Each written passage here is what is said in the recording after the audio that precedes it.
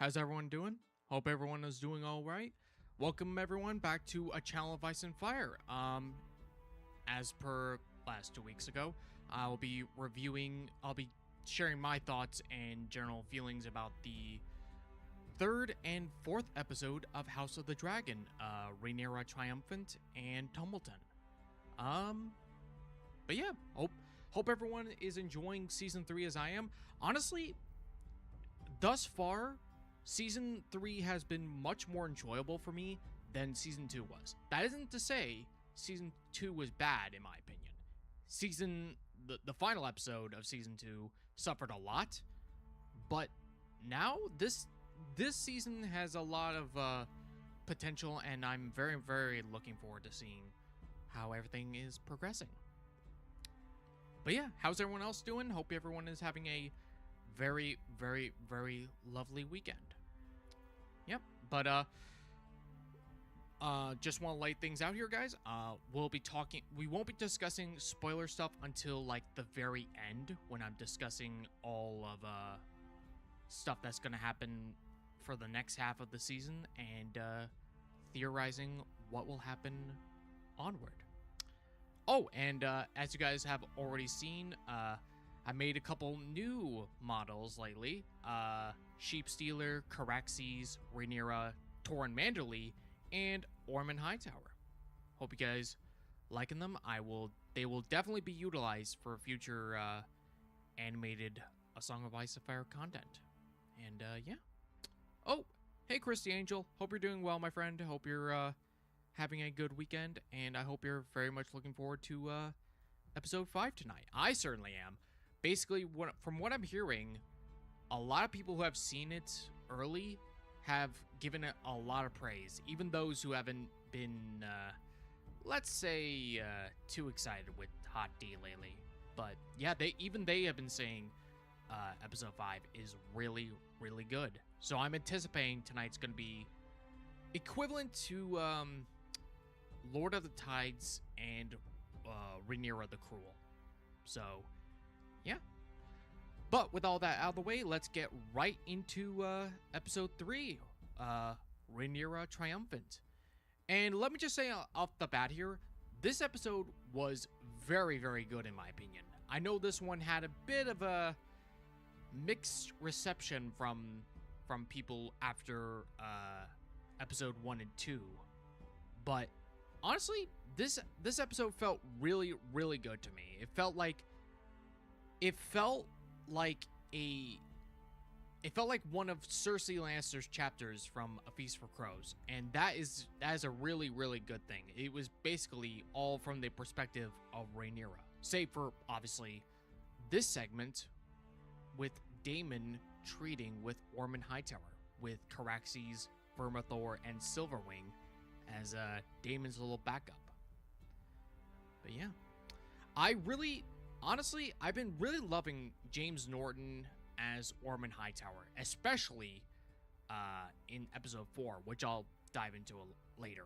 But yeah, I love the armor. The armor looks so, so good. I know Fantasy Haven has mentioned this before, but the armor depicting the Seven is just amazing, with the father, or not the father, the mother, the warrior, and the stranger below the high tower.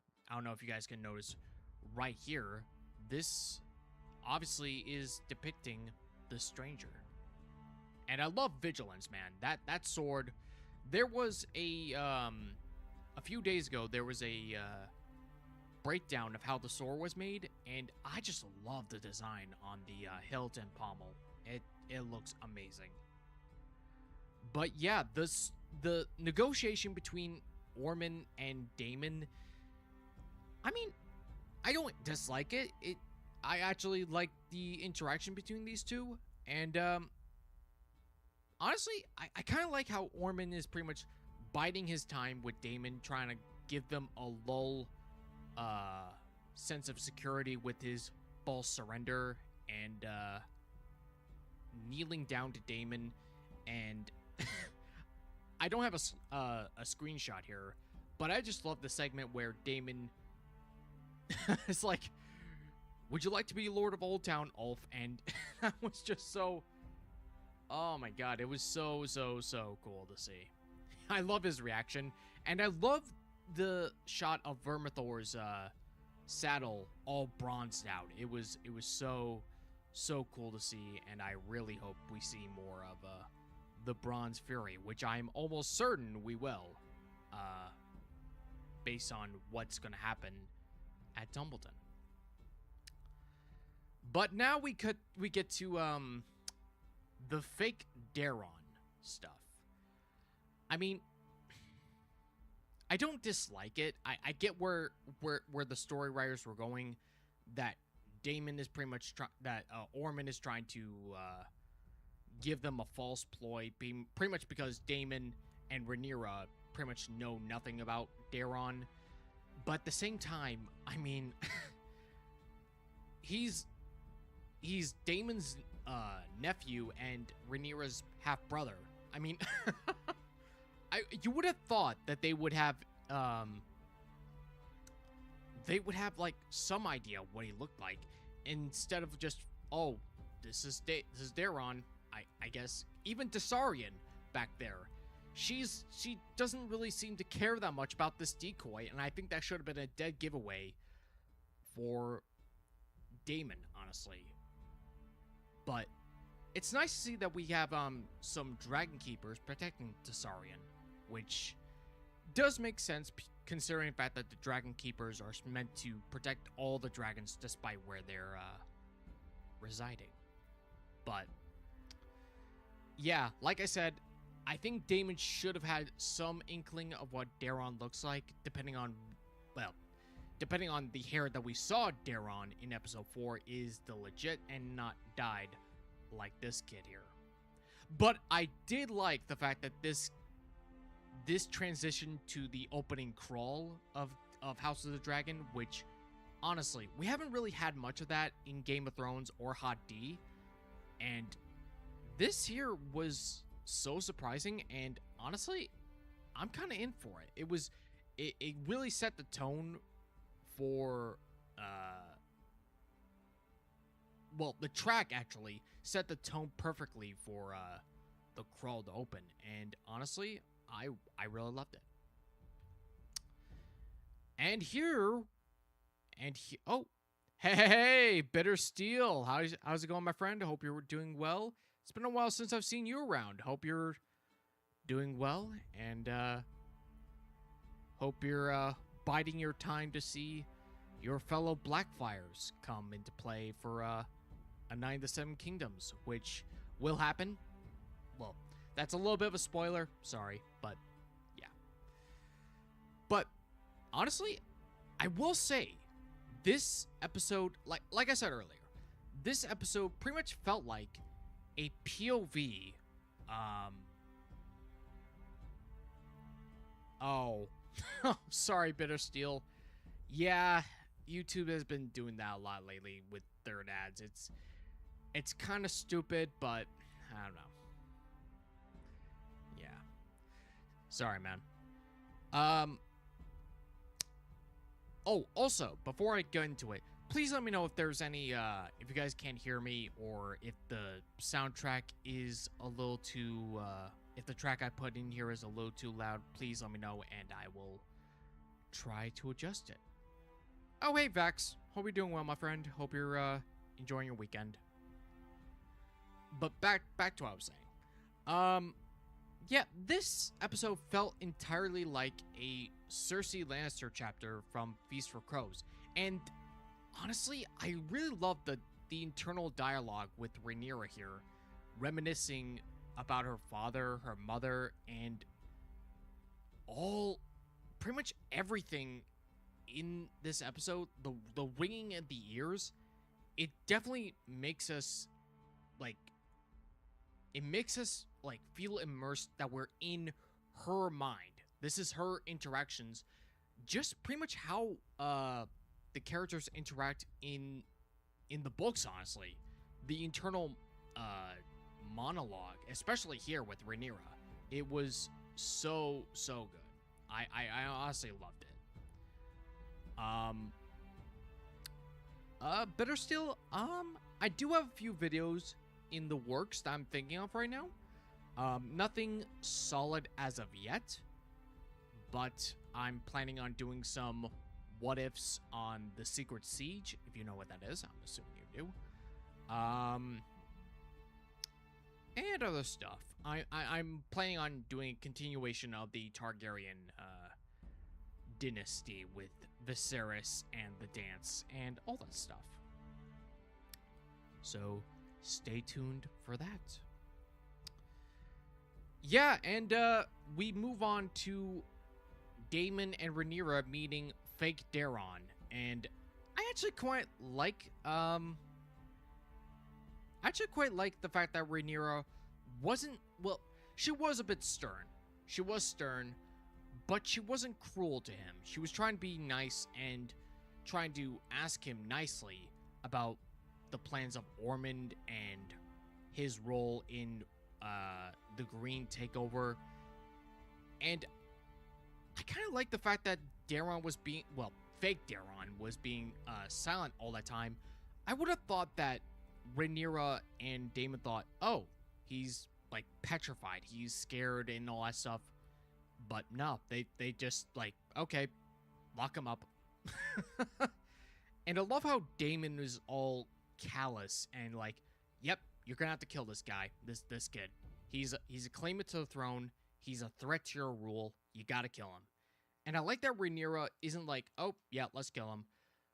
I like that she's trying to continue the legacy of her father, despite the fact that Viserys' rule pretty much led to the dance to begin with.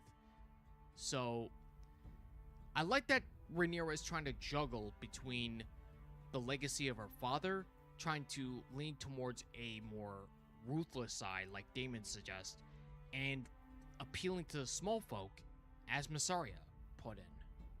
And speaking of which, we have the small council chamber, and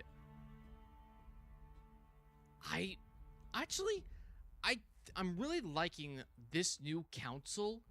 Well, it's not really a council. It's slowly building up from the Dragonstone Council, and I like the fact that this council felt more like the small council that we got from Hot D Season 1 and the Green Council from Season 2. Because, honestly, the Dragonstone Council was less interesting. It was just a bunch of old men just bickering and just ignoring Rhaenyra. But here, they're actually talking like a council. Hold on one second.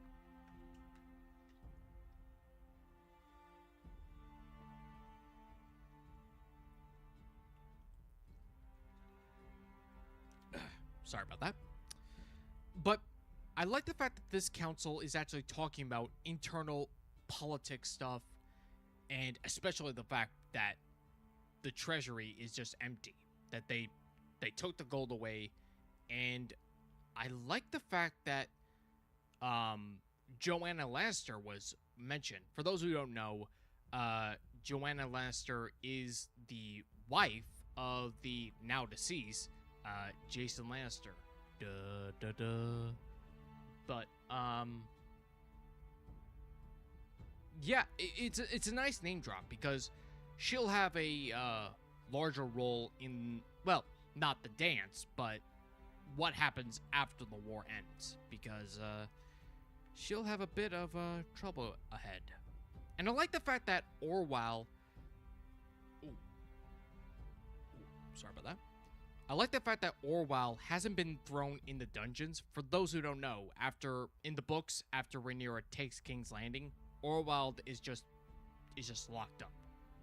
He's replaced with Gerardus, the Dragonstone Maester. But here he's actually advising Rhaenyra. And in episode 4, he's reinstated as Grand Maester. And yeah, I'm very much looking forward to seeing more of Orwell, because thus far he has actually been fairly competent as a Grand Maester, honestly. Yes, he's been playing the Game of Thrones, as it were, but it's it's very interesting to see that he's actually being competent in advising Rhaenyra, Daemon, and the rest of the council. And I like I like the fact that Rhaenyra says, nope, I'm done with all those Dragonstone dudes. I really don't like them. Just leave them there. And I'm betting you that Bartimos Celtigar is going to replace another character from Fire and Blood as the Castellan of Dragonstone. I don't remember the Castellan's name. For those who know, please let me know in the comments. I think, wait, no, it's Robert Quince. Robert Quince. Yep, he was the Castellan of Dragonstone in the books. But now I'm more leaning towards that's Barty, who's now running things in Rhaenyra's absence. And I like the fact that Daemon, when he heard the news of Simon Strong and her son's death, and his son's death, rather, he got really mad that, like, that was his boy. He helped him out in season 2. And he reacted pretty much as, well, most of us did, honestly. But yeah. And I like the fact that in episode 3 and 4 that Rhaenyra has to deal with all the rats, considering the fact that Aegon hanged all the rat catchers in season 2. So she has to deal with all the rats all about her castle, and it's just so oh, it's so funny. But yeah, on the road to meeting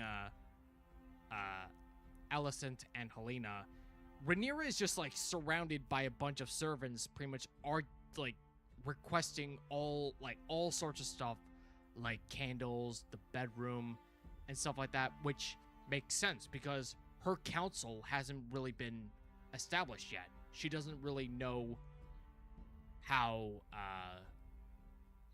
she doesn't have anyone to help run the daily affairs of the keep, so everyone's just piling on her. So I like the fact that Rhaenyra was just so overwhelmed by these guys, and that Luthor Largen is pretty much telling them to back off, which kind of makes sense considering the fact that she will hold petitions later on. And I like the fact that Largen is, well, in this episode, took over as a de facto Queen's Guard. But yeah. And this whole interaction with Alicent and Helena, I like the fact that Rhaenyra is pretty much pissed off at the fact that one, her treasury is empty, and two, the fact that Aegon was nowhere to be found. So I think Rhaenyra was kind of justified in her locking up Alicent and Helena. Ooh, sorry about that. Because this is now, what? The second or third time her promises kind of screwed her over. She lost her son in episode 1. She doesn't have Aegon, and now she doesn't have a treasury. So I like the fact that Rhaenyra is no longer trusting Alicent, but keeping her around. And honestly, I really want to see more interactions between Rhaenyra and Helena, because this is the only time we've seen her interact with her half siblings. She never interacted with Aegon or Aemond or Daeron. This is the only Hightower Targaryen that Rhaenyra has ever interacted with. So I don't know. I really want to see more of their interactions, because lately Rhaenyra doesn't seem to have any grudge with Helena. So I really want to see more of their interactions as sisters. But I like the fact that Rhaenyra is trying to be lenient, giving her access with Jaehaera, allowing her to be with, like, being the Godswood, and she's not acting cruel. She's putting them under house arrest because, like I said, Aegon was no longer to be found. But at the same time, the fact that Alicent is kind of complain that she has to hinge her freedom on the death of her sons. Girl, you sold out Aegon in season 2. You have no leg to stand on to complain about. None. I don't know why you're bitching now. Why?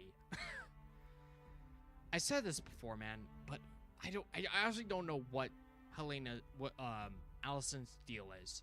I don't know what her motivation is. She wants to save Helena, but she doesn't seem to give a shit about her other kids. I don't know. But this scene here with Rhaenyra and Mysaria talking about Daeron, Alicent, and then encountering, well, Rhaenyra seeing a vision of Jace in the form of a random servant. That, honestly, the transition between, like, oh, I should probably spare him, but then when this appears, she's all, oh, why should I spare him? Her family are the result of my son's death. Why should I not take a son for a son?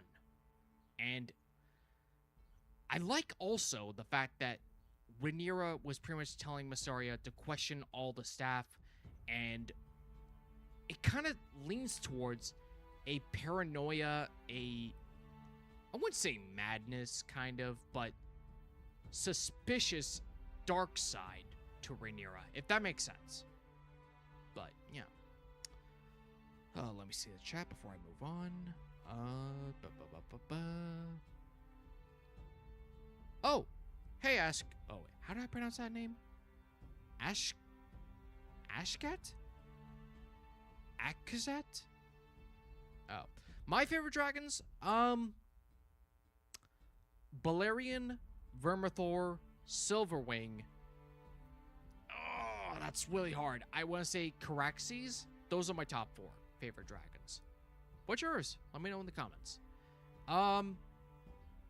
Better still, yeah. I actually really like Hot D. Honestly, if it wasn't for Hot D, this channel would never exist. After the abysmal ending of Game of Thrones, it sapped all passion I had for the franchise. So, yeah, this show reunited my love for this franchise, and yeah, I love the show right now. I love season 1. Season 2 was good, not as good though. Season 3, it's getting there. It's becoming my second favorite season right now. So, yeah. I would argue that I kind of like it more than A Night of the Seven Kingdoms. Granted, it's not bad. A Night of the Seven Kingdoms isn't bad. I think I just like Hot D more a little bit. But yeah, let's move on.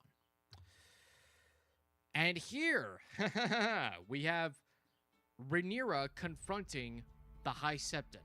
Now, in my previous stream, I thought this was Septon Eustace, one of the main chroniclers, or one of the main chronicler. How can I? Oh my God! Why can't I say it? Chroniclers of the Dance of the Dragons. There we go. Oh man, sorry guys. I'm little loopy today. I apologize.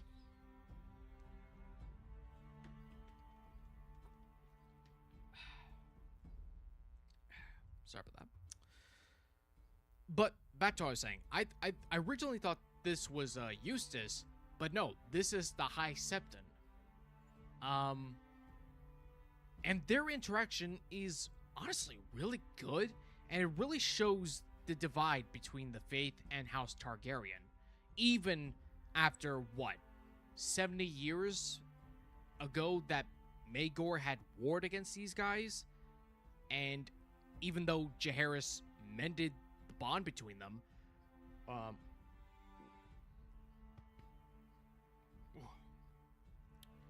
had a burp there. And despite the fact that Jaehaerys had mended the rift, the Faith really doesn't like dragons. The High Septon pretty much denounced them, calling them abominations blasphemous things that destroy everything in their touch, in their wake. And the internal Targaryen loyalist in me wanted to say Dracarys to this guy. I mean, they're just pissy that they lost their war, man. And the fact that they have to bow to dragons now. But I like the fact that the High Septon is refusing to anoint Rhaenyra because of the fact that Aegon is nowhere to be found. He's still alive. And that would kind of make the Faith look incompetent. It would make them look too flimsy with anointing monarchs.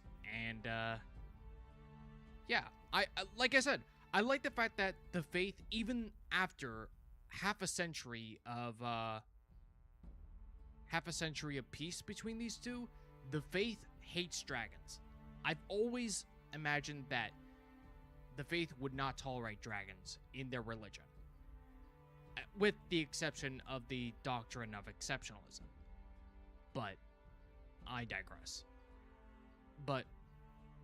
And I like the fact that this hints of a rift between the Faith and Rhaenyra. And I think this will play a large role to play in some stuff that will happen in the future. I will not spoil anything. I'm just going to say that this could lead to some stuff happening on. But yeah. Next up, we have the dinner scene between Rhaenyra, Corlys, Alan, and Adam. And here it's revealed, Corlys reveals to Rhaenyra that, yeah, Adam and Alan, they're my bastard sons, and I would love for you to legalize them so I can make Alan my heir. And this does confirm that Alan is the elder brother, because in the books Adam is the eldest and Alan is the second son, which honestly I don't mind. In season 2 I always had the impression that Alan was older than Adam. But yeah, I honestly I like the fact that Rhaenyra called Adam like a gift from the gods. The fact that he was able to claim sea smoke, or rather the other way around. But yeah, I like the fact that Rhaenyra was kind of dodging the idea of legitimizing them because obviously with all the stuff that's going on with her sons, Jace, Luke, and Joff. And yeah, I think she's kind of like, yeah, it's kind of a little early for that, my guy. Yeah. But I like the fact that Corlys is trying to do better as a dad to both Alan and Adam. But honestly, I kind of wish we had more interactions with Alan. Well, actually, I would like to see more interactions with Adam with all the rest of the cast, because of all the dragon seeds thus far, he has little to do right now. He hasn't really done much. He only said like a few lines in episode 1 and a few here. Like, he hasn't really talked at all. We need more character development. I love Adam. I love his actor. Clint is amazing. I want him to talk more. I want more action between him and Sea Smoke. Please. We were denied that during the fall of King's Landing. Don't deny us more of him, please. But yeah, let's move on. Apologies for my little tirade there. And next up, we have Rhaenyra looking at her father's bed because, well, it's now her bed. And honestly, I kind of like the fact that Rhaenyra is like is finding it very awkward standing in the bedroom that her father had once been in, and her mother. And I like the fact that Rhaenyra, like, isn't comfortable sleeping in that bed, because last time she was there, this was her father's deathbed. Like, it's kind of a little morbid to sleep in the very bed he had died. I don't know. It was very nice to see that Rhaenyra just left and just slept with Daemon. And, oh, hang on. Oh, I forgot there was, the mouse was there. Sorry about that. Yeah, Christy, that is kind of true. Character development has been a little bit lacking with some characters, particularly the side characters like Bela, Adam, and all that.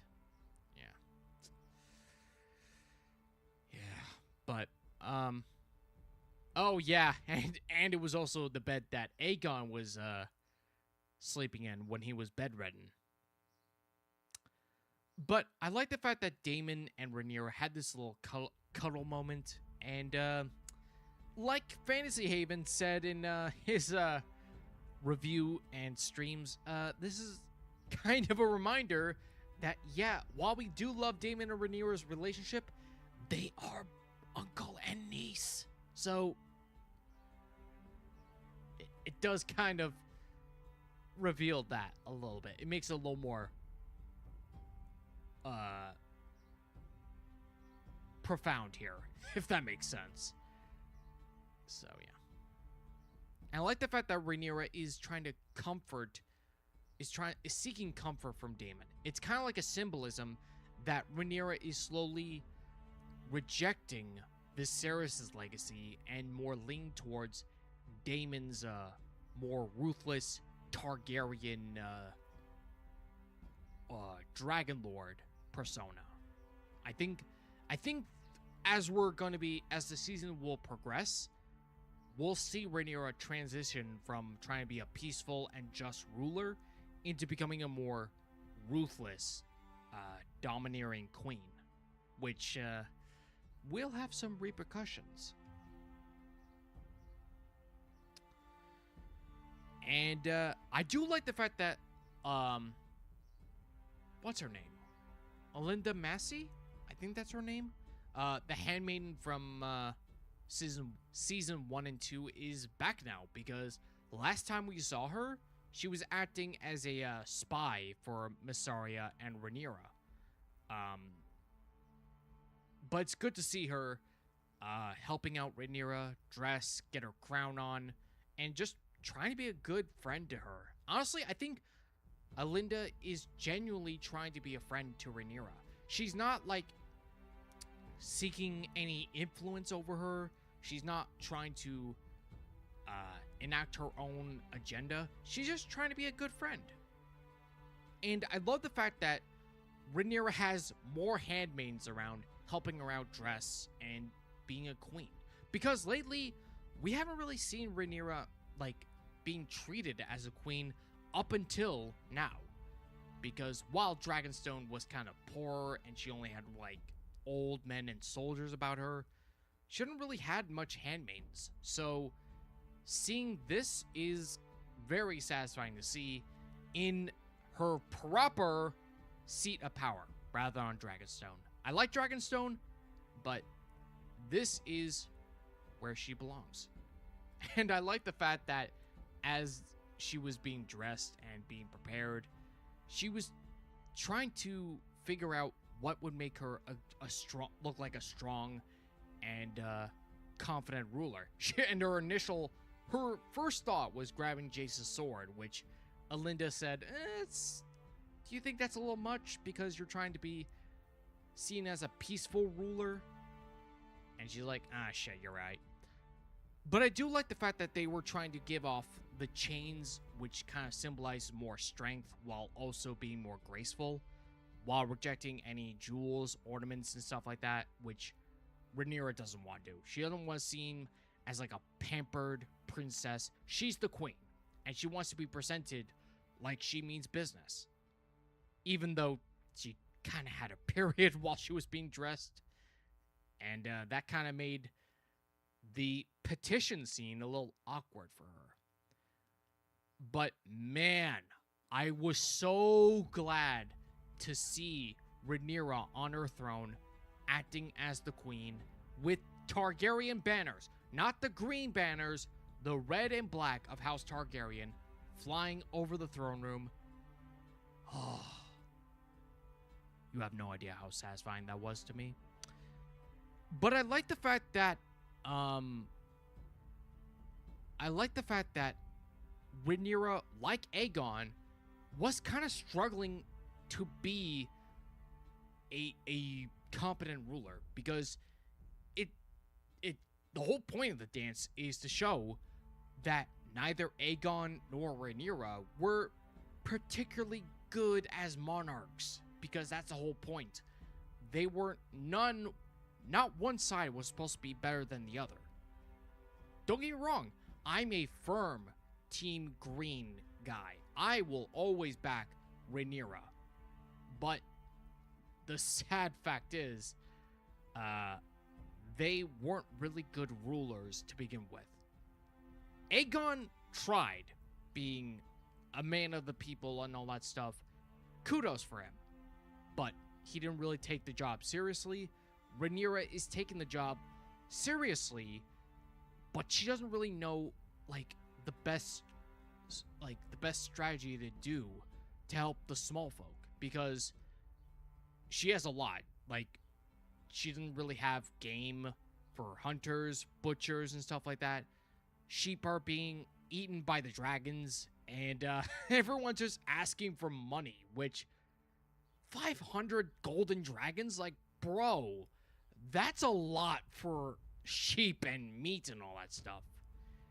And Corlys wasn't really helping her out. If anything, he was more undermining Rhaenyra a little bit with with her suggesting the Kingswood as suitable hunting ground. And I get it. It's that's woods that only the monarch can hunt.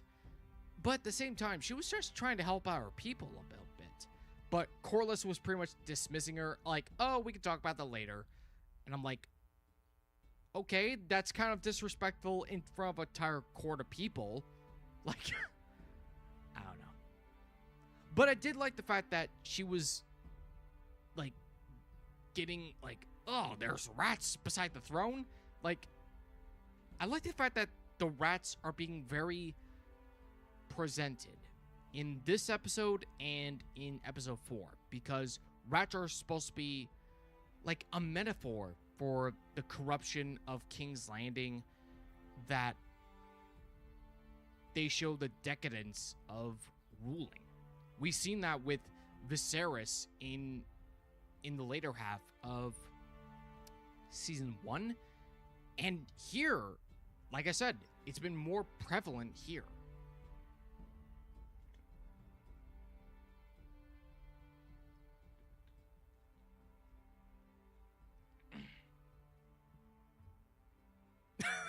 Chop up some freshly dead dragons. The only dragons dead thus far are Arax, Vermax, and Sunfire. Well, Vermax, Arax, Melees, and Sunfire, allegedly. But at this point, two of those dragons were her sons. One was from her former mother-in-law, and three, Sunfire is at Rook's Rest, and like I said, allegedly dead. So I think the three are kind of I don't think she would do that. That's kind of dissing her sons, and would diss Corlys, I would imagine. Oh, hey. Oh, how do I pronounce that? Fenestra? Fenestra? I'm sorry if I butchered that name, my friend. Thank you. I really appreciate that you guys are loving the content. There's gonna be more. There's gonna be more. But right now, after the long ass video with Jaehaerys, I'm taking a little bit of a break to cool down a bit and enjoying Hot D a bit. But yeah, I'm glad you're enjoying the content, my friend. Again, guys, let me know if there's any audio or connection difficulties, and I will try to address them as swiftly as possible. Oh, and I did like the fact that wait, what's her name? What's the madam's name? The one that slept with Aemon and was spying for Mysaria. Oh, Cersei? Madam Cersei? I believe that's her name. I like the fact that she was pretty much begging for justice because since the blockade, the lords have been hoarding food and supplies while the small folk are like desperate and going hungry. We've seen that in season 2 with the small folk barely getting anything while the dragons were being fed, the nobles are hoarding food and stuff like that, and she just wants them to pay up to get justice for the small folk suffering while they get fat and comfy. And honestly, that does make sense, honestly. And I like the fact that Mysaria and Daemon were arguing about this fact that Daemon was like, nah, fuck them. Fuck the commons. They're our subjects. They will do, and they only need our protection. They need nothing else. But Mysaria's like, no, there are people. We gotta take care of them. And I'll just say this right now. I don't think Egg would get along well with his great-great-great-great-grandpa. And when I say Egg, I'm referring to Aegon the Unlikely, not Aegon the Second. I'm just gonna say this right now. I don't think Egg and Daemon would get along all that much, because for those who know, Aegon was actually a very big champion for the small folk, given his adventures with Dunk that we'll see in Night of the Seven Kingdoms. Sorry about that.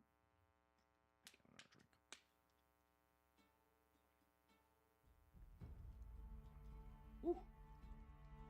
There we go. Make sure to be hydrated. Very dehydrated today. I've been drinking a lot of water lately. Okay. But, I like the fact that Rhaenyra was kind of in her own thoughts while Daemon and Mysaria were arguing.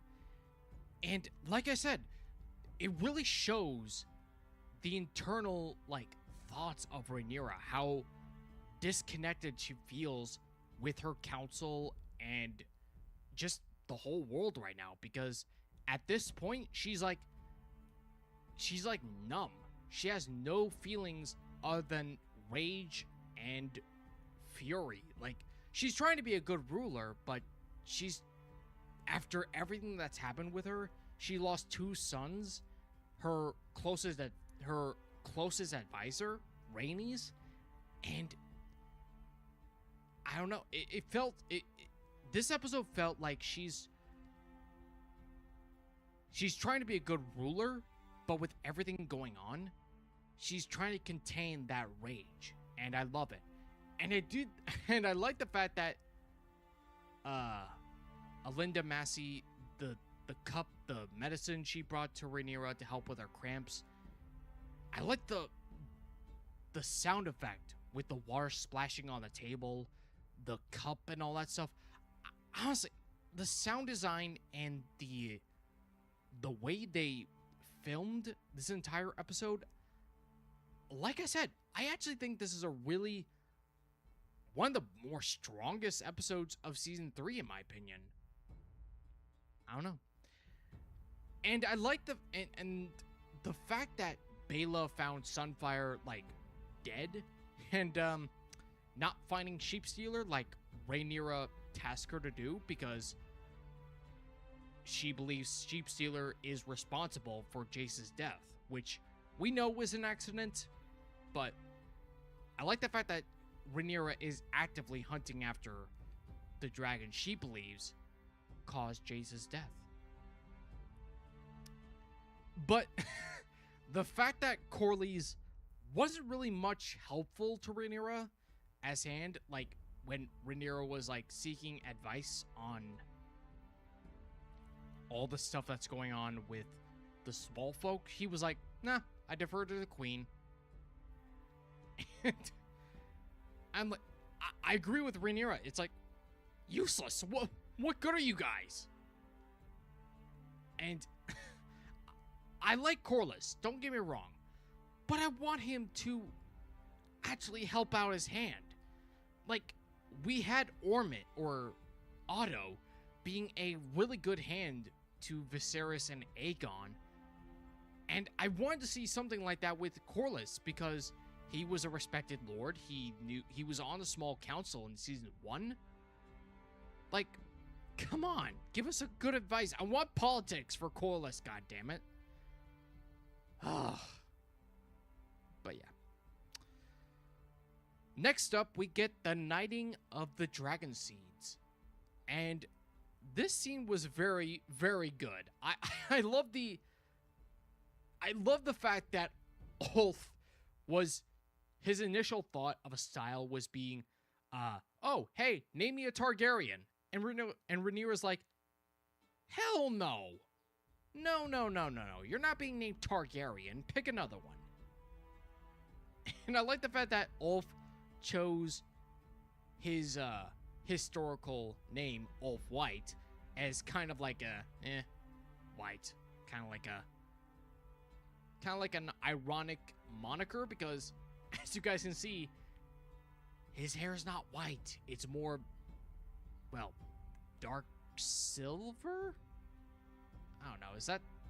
Looks dark silver to me. I don't know.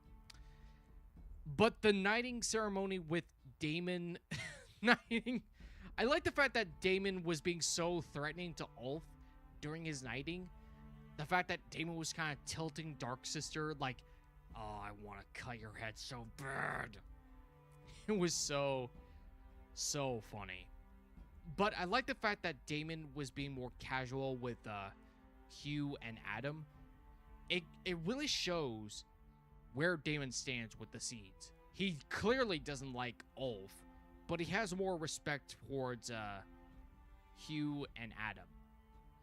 At least that's what my impression was. Also, I like the fact that Hugh gave his moniker Hammer after, well, since his profession was a blacksmith. And but the fact that Adam didn't get the Velaryon name and was just named, oh, you're Sir Adam of Hull. And I'm like, aw. He was like so bummed out. Like, he was honored, but he was like, aw, damn it. I wanted to be a Velaryon. But, yeah. Corlys was definitely not happy about that, as we'll talk about in a little bit. But I like the fact that Hugh was talking about Rhaenyra about the housing that he was going to get for being knighted. Because, for those who don't know, knights don't get like a, they do get castles, but they don't get like big castles. They get more like small keeps and towers. Kind of like, a certain knight we'll see in, Knights of Seven Kingdoms. Yeah. But I like the fact that Hugh was pretty much asking about the housing that he's going to get on Visenya's Hill, but also informing Rhaenyra that his wife, Kat, has left. She left for Tumbleton. And I'm like, okay, that's a bit soon. You guys literally just took King's Landing, and she was in there just as the dragons arrived. Like, she must have had like a freaking Uber driver taking her to Tumbleton at that point, because while Tumbleton is closer to King's Landing, I mean, that's still like a couple days journey, right? Like, unless she's like riding on a carriage or a horse or something like that, or a baggage train or something, I don't know. But it's very quick considering the fact that later on the Hightowers have already taken Tumbleton. So yeah, I don't know what's that deal about it. But I like the fact that Rhaenyra is so overwhelmed by all the requests she's been given. She's been asked by everyone, from her council, her consort, the people, and her own dragon riders. Like, everyone just wants something from her. Like, give her a break. She doesn't have a council yet. She doesn't even have a Queen's Guard, for God's sake. She's like, give me a minute. Give me a minute to chill. And it's definitely gonna lean towards some rift with the Seeds, especially with Ulf, as we'll see in later on in episode 4. Oh yeah, Christy. Yeah, Ulf the White translates to the White Wolf Ghost. Oh man. Even like I said, even though Ulf isn't white, he has more like dark silver, if anything else. But Rhaenyra gets another request from Alicent, but this one's more reasonable. Like, hey, can you send my dad's remains to Old Town so he can be resting with my mother? And it's like, yeah, I get Rhaenyra's like, yeah, okay, that's easy enough. Go ahead. I'll send your dad's bones to Old Town. And I like the fact that Rhaenyra is kind of seeking advice from Alicent, because as we know, in between episode, what was it? Episode 7 and 8, I believe? Wait, no, that's not right. No, 7 and 8. Alicent was pretty much ruling Westeros while Viserys was suffering from his illness. And if she probably knows more about ruling than anyone else right now. And I like the fact that Alicent is pretty much saying, yeah, you can't be a good ruler while also being yourself. You gotta make decisions that are gonna be seen as cruel at some points. And Rhaenyra is trying to reject that. Like, I can be myself and be a good ruler. And as we all know, that's probably not going to be the case. But here we have one of my favorite scenes, the Rat Feast. I just love the fact that she's hosting all the noblemen in the city. Like, I'm assuming these are all greens who have turned black, or blacks who have turned green and then back to black. And I like the fact that Rhaenyra is kind of jabbing at them, like kind of casually jabbing at them for not acknowledging her in the beginning. Like, but they like then say, oh yeah, no, I'm gonna be a conciliator, we're all cool now. But immediately afterwards, she brings out rats, like cooked rats and all that stuff. And I love the fact that Rhaenyra was like, yeah, this is what the small folk have been eating while you all have been hoarding food for yourselves. And the fact that one nobleman was like, yeah, these guys are rats. They scurry around and cling to food like vermin. And I love the fact that Rhaenyra is kind of calling him out on that bullshit, because, yeah, you would definitely have done that yourself if given the chance. And the fact, and I like that she's informing them, yeah, while we're having this dinner, yeah, my gold cloaks are taking all your food, all the food you hoarded, and distributing to the small folk because they need it more than you. And while I applaud her for that, it's it's definitely gonna bite her in the ass later on. I can already tell you that. While she's gonna earn the support of the small folk, she's definitely not gonna earn some good grace with the noblemen in the city.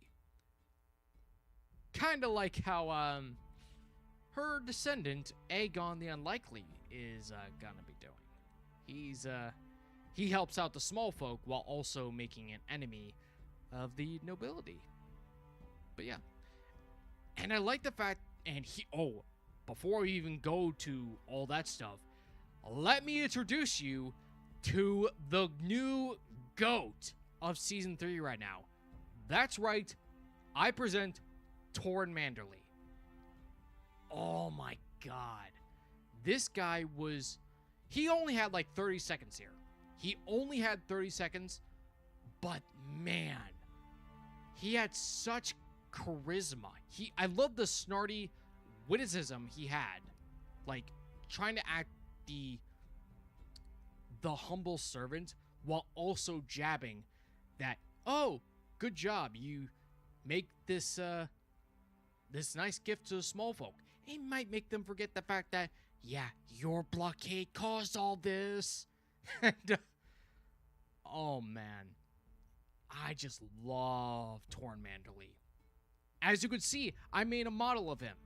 I made a model of him just today for this stream because he is just a GOAT.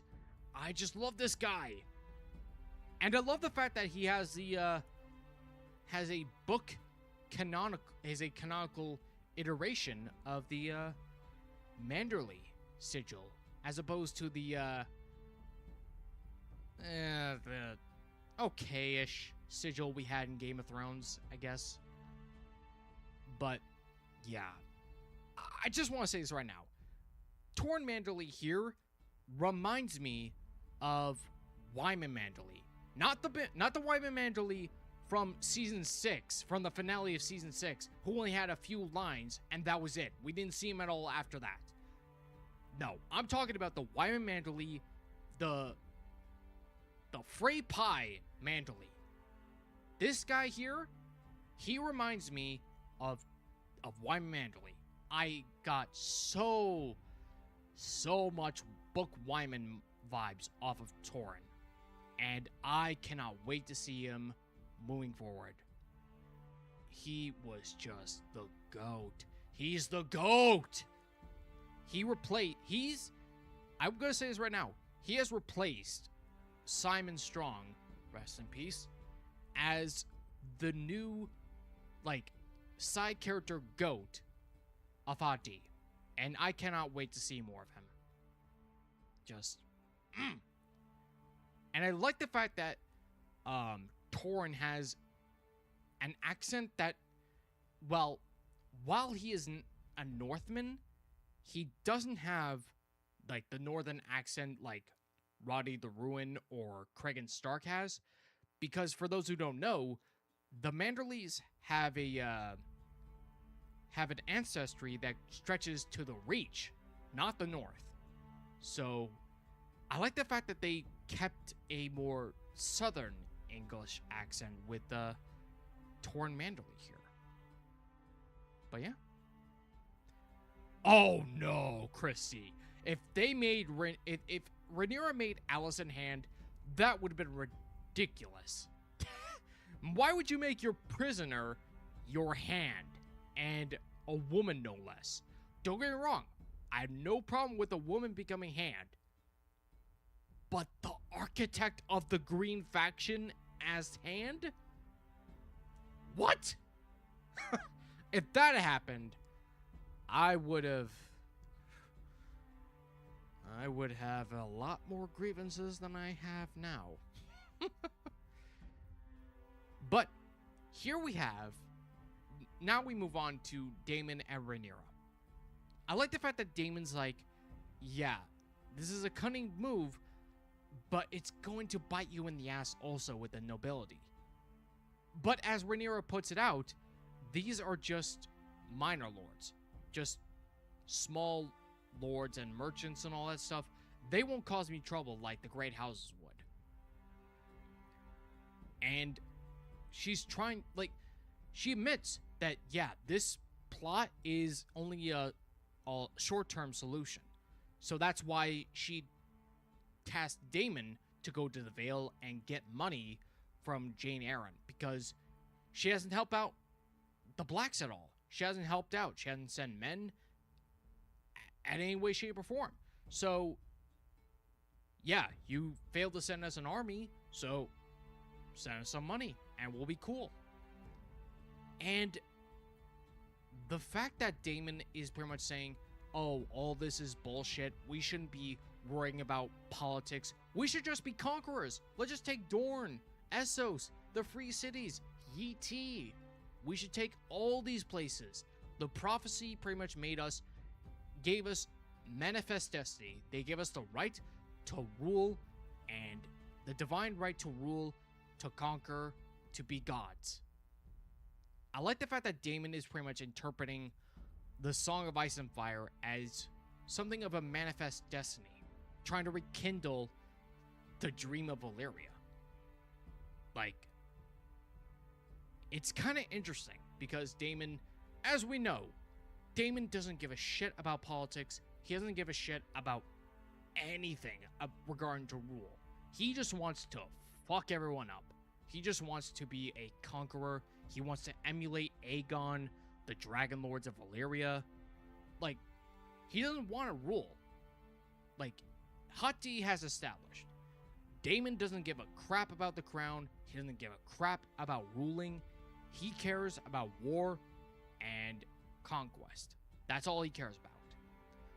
And while he is still devoted to Rhaenyra, he's trying to convince her to, yeah, let's be a Targaryen empire. And Rhaenyra's like, no, we gotta maintain our city, bro. We gotta take care of our city. How are we gonna build an empire if we can't maintain a city, for God's sake? But it does also raise the debate with Viserys. The fact that dragons are just way too powerful for men to trifle with. And Daemon's like, yeah, I've made peace with my brother. I love him. But he renounced his dragon. He renounced his inner Targaryen. But I like that Rhaenyra, while she is still trying to be a queen of the people, trying to be a more strength, trying to represent the strength of House Targaryen, she's still trying to honor her father a little bit. But I think as the season progresses and a lot of stuff will happen, she will reevaluate and just say, nah, let's go Daemon route and conquer. But yeah. This scene here with Rhaenyra overlooking fake Daeron's bedchamber and just looking over his little toy, I'm a little mixed. I don't know why she would do that. I guess she's trying to wrestle with the fact that she might have to kill this kid. But I think Rhaenyra is trying to be like, I think she's like, should I just sacrifice this kid, or should I lean towards a middle course or show him some mercy?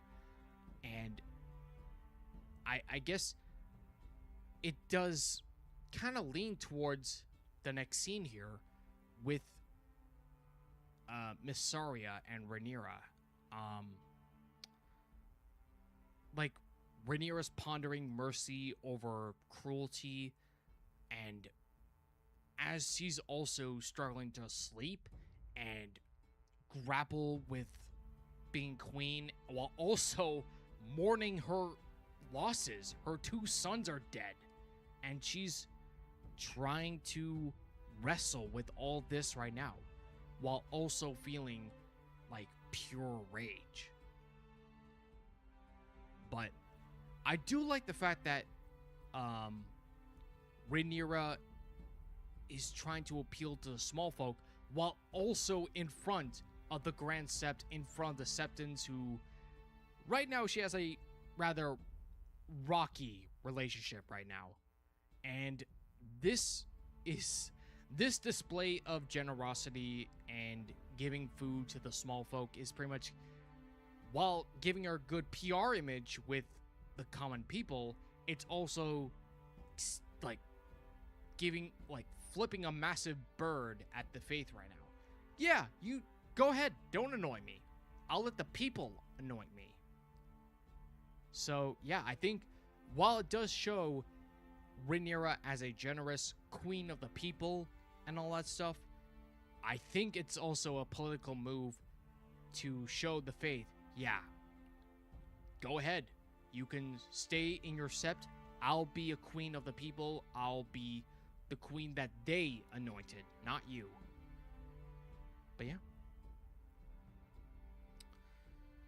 Okay, and here we get a scene that has divided some fans.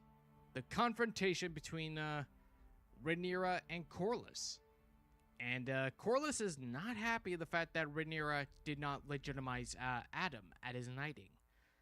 And honestly, these two honestly are in the rights in their own separate point of views. I get Rhaenyra not wanting to legitimize Alan and Adam because, yeah, I just became queen. If I legitimize these bastards, it will only, like, sow more discord and people calling me the queen of bastards because of the rumors of my own kids.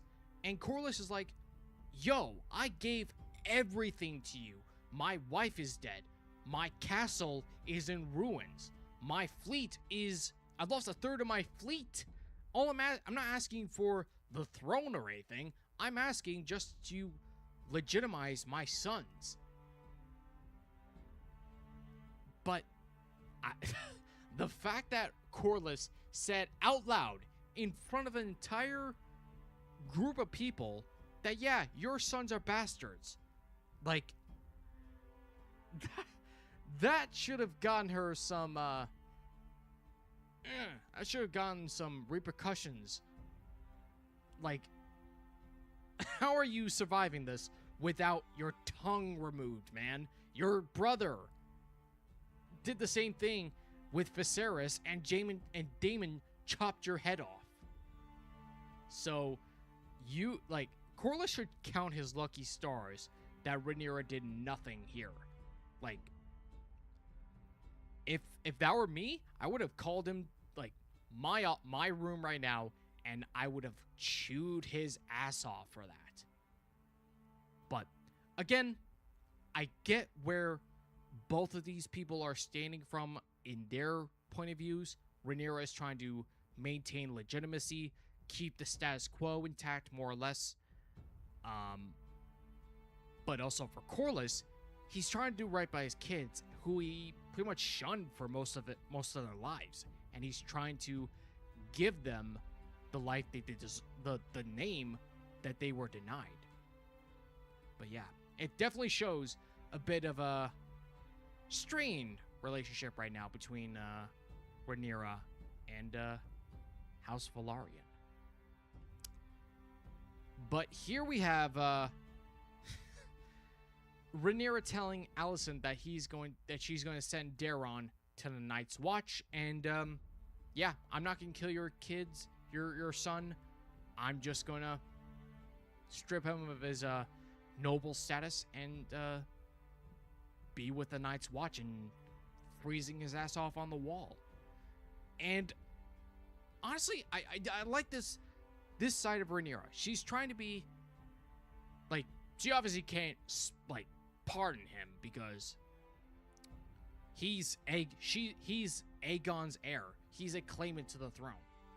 And instead of killing him, like Daemon suggested, she's just gonna send him in exile to the Wall, which at this point it's merciful, but it's also showing that she means business. But I don't like the fact that, like, Alicent was like, oh, am I supposed to thank you for that? You're exiling my son. Like, Alicent, you you sold out your 2 eldest sons. You sold them out at the end of season 2, man. Like, and you were trying to get them killed in episode 1 and 2. Why are you suddenly trying to act all motherly to them now when you didn't give a shit about them and all this time? Like, what? Oh, man. I've said this before, and I'm gonna say it again.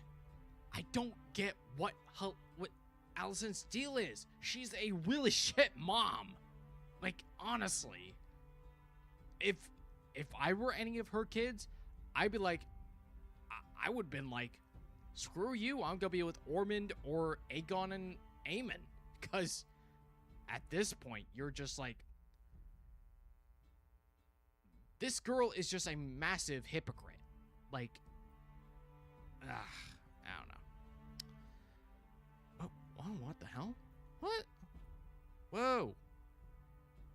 Okay, I guess. Oh, I had a slide with fake Daeron, but I guess that got deleted somehow. But all right.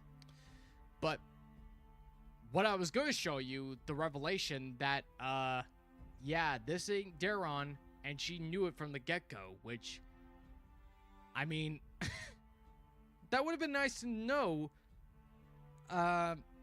later on, like when he came to the Red Keep. I don't know why Rhaenyra didn't show fake Daeron to Alicent just so we can get confirmation. Because I don't know, man. Because I mean, I don't get why Rhaenyra, like, oh yeah, this is Daeron. Let's not confirm that this is him or not. Or yeah, I get Daemon like didn't want to vet like his identity to Alicent and all that because he's Daemon. He doesn't give a shit. But if I were Rhaenyra, I would have wanted to get some confirmation before deciding what this kid's fate was gonna be. But yeah, I don't know.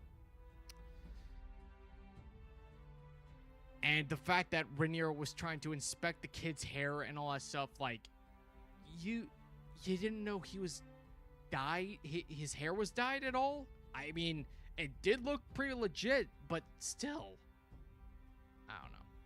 But I did like the fact that this kid, the fake Daeron, was not some random commoner. He wasn't some random boy they plucked off the streets of Old Town. That this was the son of a merchant, of someone who knows some manner of court etiquette and all that stuff. That way he could present himself as a Targaryen prince, even though we all know he wasn't. But yeah, on one hand, I do get it, because as we learn in this scene, Ormond and the Hightowers have taken Tumbleton and used their citizens as hostages. Which, in fairness, that was a cunning move on Ormond's part. He wanted to lull the blacks into a false sense of security while also taking a black town from them and using them as human meat shields.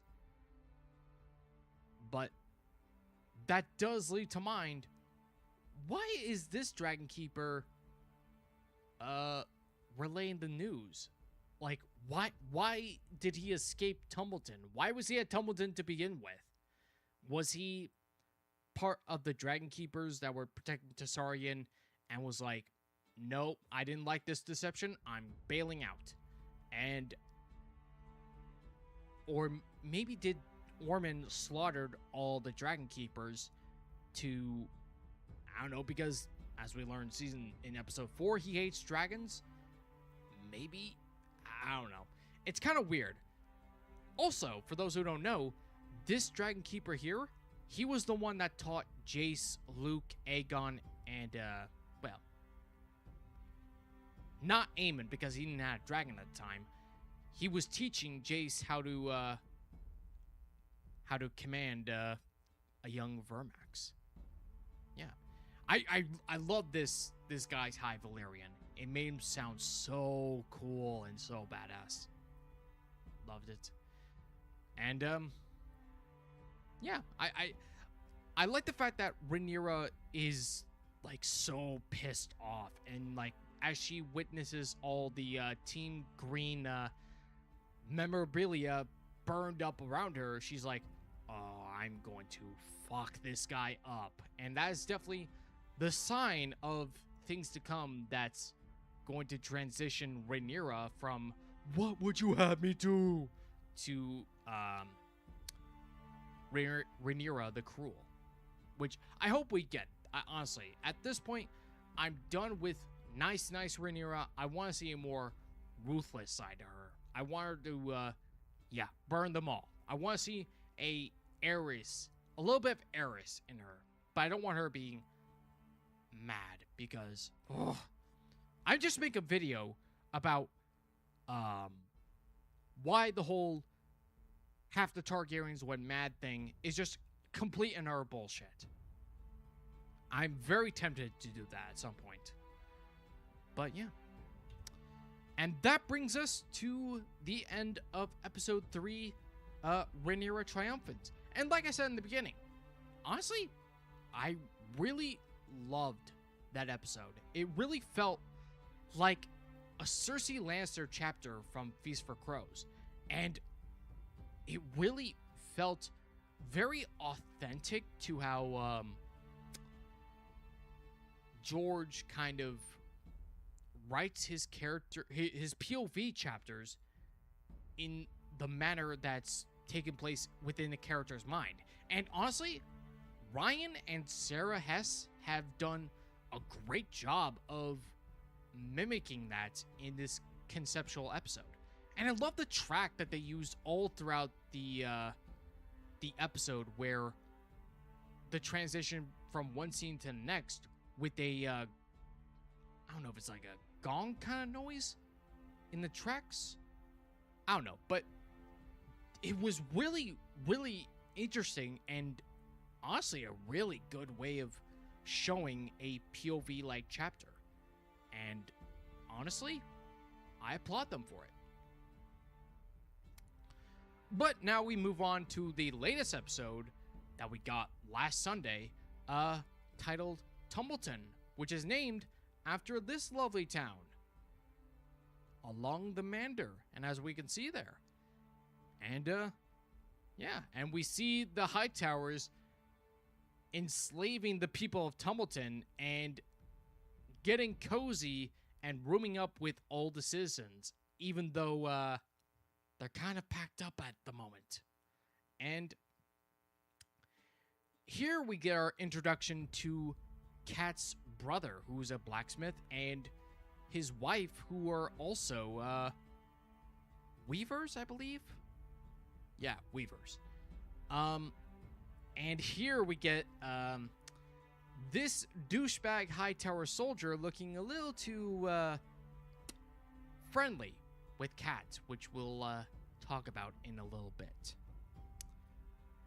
But here we have Ormond soaking up in a bathtub talking to Lord and Lady Footly, who are pretty pissed off at the fact that he's sleeping in their own bed. And honestly, the fact that Ormond's being this kind to the Footleys at this point, considering the fact that they are diehard blacks at this moment, is kind of interesting. Because in the books, when the Greens take Tumbleton, they have unfortunate ends, especially Lord Footly, who, if you guys don't know, the actor actually played one of the dwarves in the Hobbit movies. I believe he was Feely, I believe it was. But yeah, it's really nice to see that first we had Harold Westerling, who was Dwalin in The Hobbit, and now we have Feely as Lord Footly. And I like the fact that Lord Footly is trying to be all passive and meek and all that, while his wife is like being firm and like, yeah, you're sleeping in our bed. We support the queen. F you, buddy. And and I don't have a slide here of Ormond rising from his bath. I legitimately thought that they were going to show off his high terror, let's say. But no, they just show off his cheeks. And yeah, I was fully prepared for another gold cloak moment from episode 2, or a certain penny tree from Arlen the Penny Tree from A Night of the Seven Kingdoms. But yeah, it was very nice to see that Ormond was pretty much telling them firmly that, yeah, I'm going to set up shop here, but my men are going to be on their best behavior, so long as you are on yours. But I like the fact that Daeron, and here we get our actual first introduction to Daeron. Actually, I think, yep, we have our first introduction to Daeron Targaryen, the youngest son of Viserys and Alicent. And honestly, it's very interesting to see that Daeron doesn't have the Valyrian heritage of Viserys. I've seen a bunch of people saying that, oh, his hair has dyed and all that stuff. But in recent tweets and posts from HBO, they point to the fact that Daeron has dark hair. So I honestly don't know which to believe, because in some shots, it looks like the side of his hair looks like white, but in others, it looks like he fully has high tower hair. So I don't know. I hope they address this in future episodes. That is his hair dyed, or is that actually his or did he inherit his high tower genes? But yeah, I mean, beside the hair aside, I do love the actor who's playing Daeron. He does look like a sweet, kind, and honestly just down-to-earth kid. He doesn't want to be a ruthless tyrant or warmonger like his brothers are. He's just trying to be a good kid. But yeah, I do. But we also have, well, I don't have a slide here. Daeron was trying to be nice to Lord and Lady Footley, and Footley was like, piss off, kid. And I was like, aw, don't be mean to Daeron. I'm Team Black, sure, but this kid didn't do anything wrong to you. His master did, but not you. But not him, I mean. Oh, man. Oh. Hey, Junkstain. Hope you're doing well, my friend. Hope you're having a lovely weekend, and I hope you're enjoying Hot D as much as I am. Hope you're excited for episode 5 tonight. I know I am. Yeah, I'm going to say this again, guys. If my audio sounds off, or if the track I'm using for the background is a little too high or too low, please let me know, and I will adjust as needed. Okay, but let's move on. Here we have Bold John Roxton sending a message from Boros Baratheon, who we finally get reference to after like a season of hearing nothing about him. Because last time we saw him was in the finale of season 1. We got brief mention of him in season 2. But now we got actually some word that he's just not helping out. He's not mustering his armies. He's not contributing to the war effort right now. Which does fall in line because, well, without spoiling anything, he does participate in the dance, but it's a little ways off. But I like the fact that Ormond is kind of dissing Boros, like calling his daughters horse face, which I honestly, I found that very hilarious. And the fact that he jabs about his inability to read, like, oh, send a message with pictures, mayhaps. And I'm like, Wow. Ormond, you're being very savage right now, buddy. But, yeah, I like that Daeron, when he hears news about, hearing no news, in fact, about Aemond or Vhagar and anything about Harrenhal, Daeron looked a little concerned. Like, he was concerned about Aemond. He was concerned about his brother. Even though Aemond is kind of a psychopath, Daeron seems to genuinely care about his brother and his family.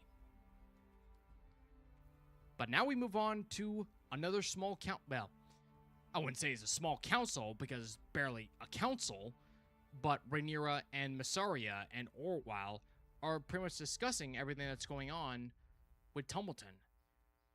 And the fact that they deduce that Ormond's doing this to daring Rhaenyra to attack him, because if she does, she'll show the realm that she's Maegor returned, Maegor with teats, Rhaenyra the Cruel.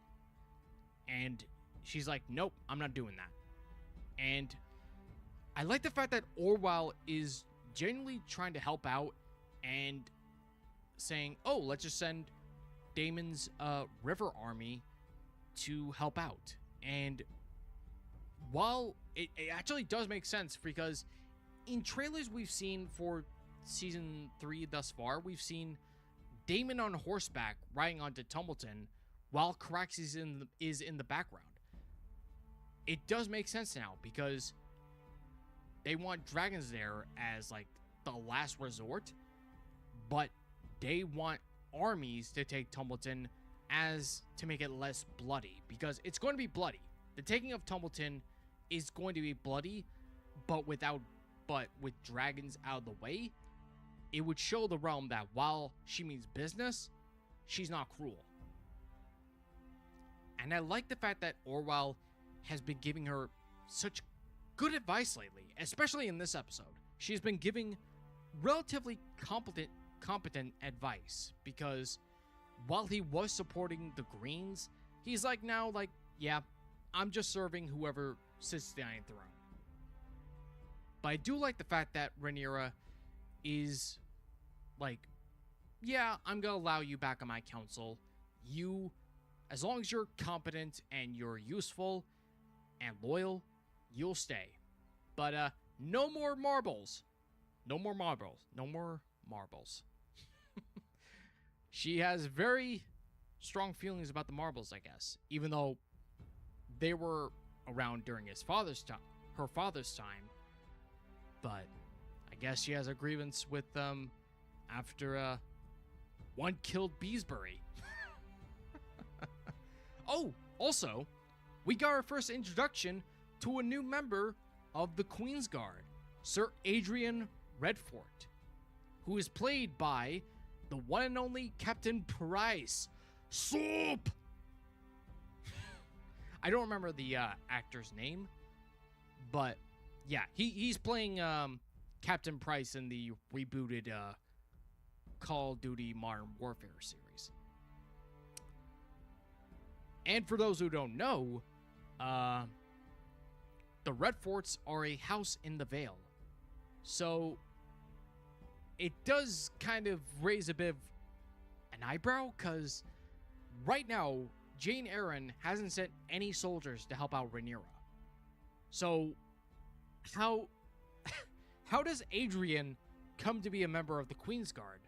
Like, was he in King's Landing during the time of Viserys' death and all that stuff? Or was he... Or did he just came from the Vale to help out Rhaenyra after she took King's Landing? I don't know. But... Oh, also, interesting details.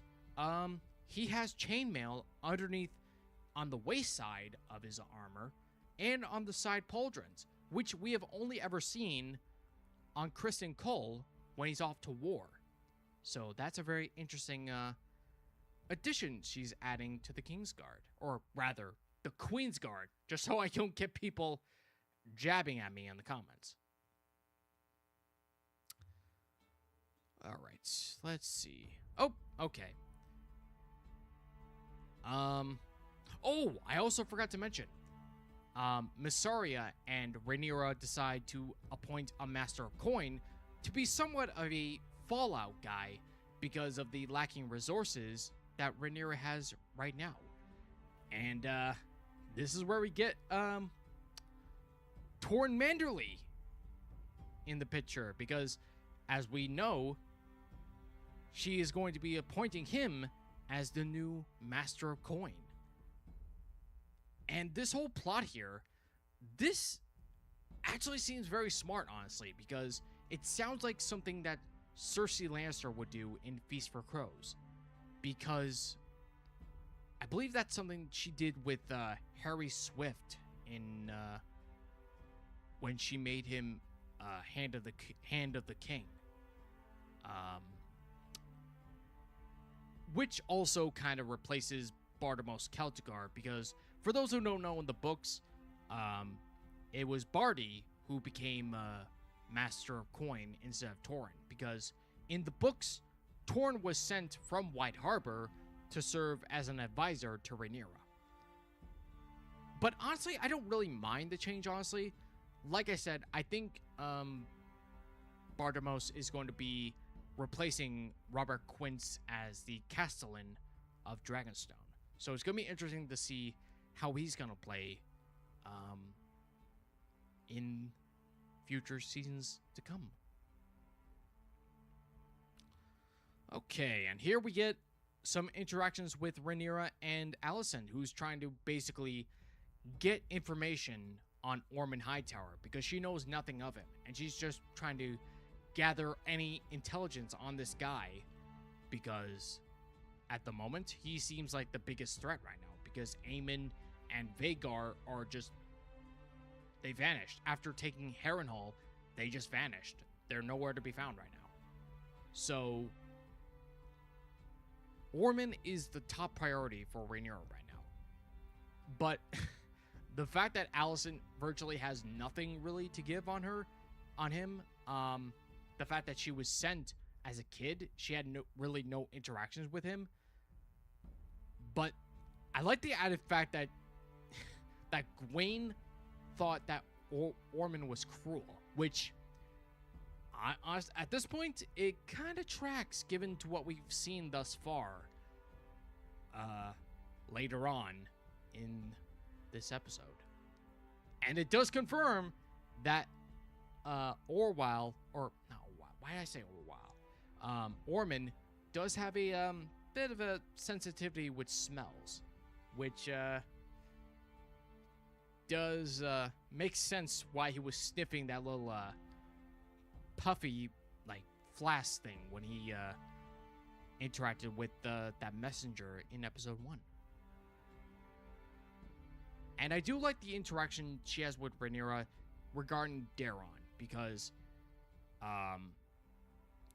she mentions that, yeah, like, I want Daeron to be a Hightower, that's why I sent him off to Old Town. And the fact that, like, Daeron's been sent there when he was a baby, like, so she virtually has no knowledge regarding him whatsoever. So, and she ponders that and saying that's probably for the best, because Aegon and Aemon seem to be complete and total psychopaths. So I guess she found that as a kind of a mercy somewhat. Oh, and next up we have Corlys leaving off to deal with the Triarchy pirates that are remaining in the Crownlands, while also blowing off steam after his little falling out with Rhaenyra. But it's interesting to see that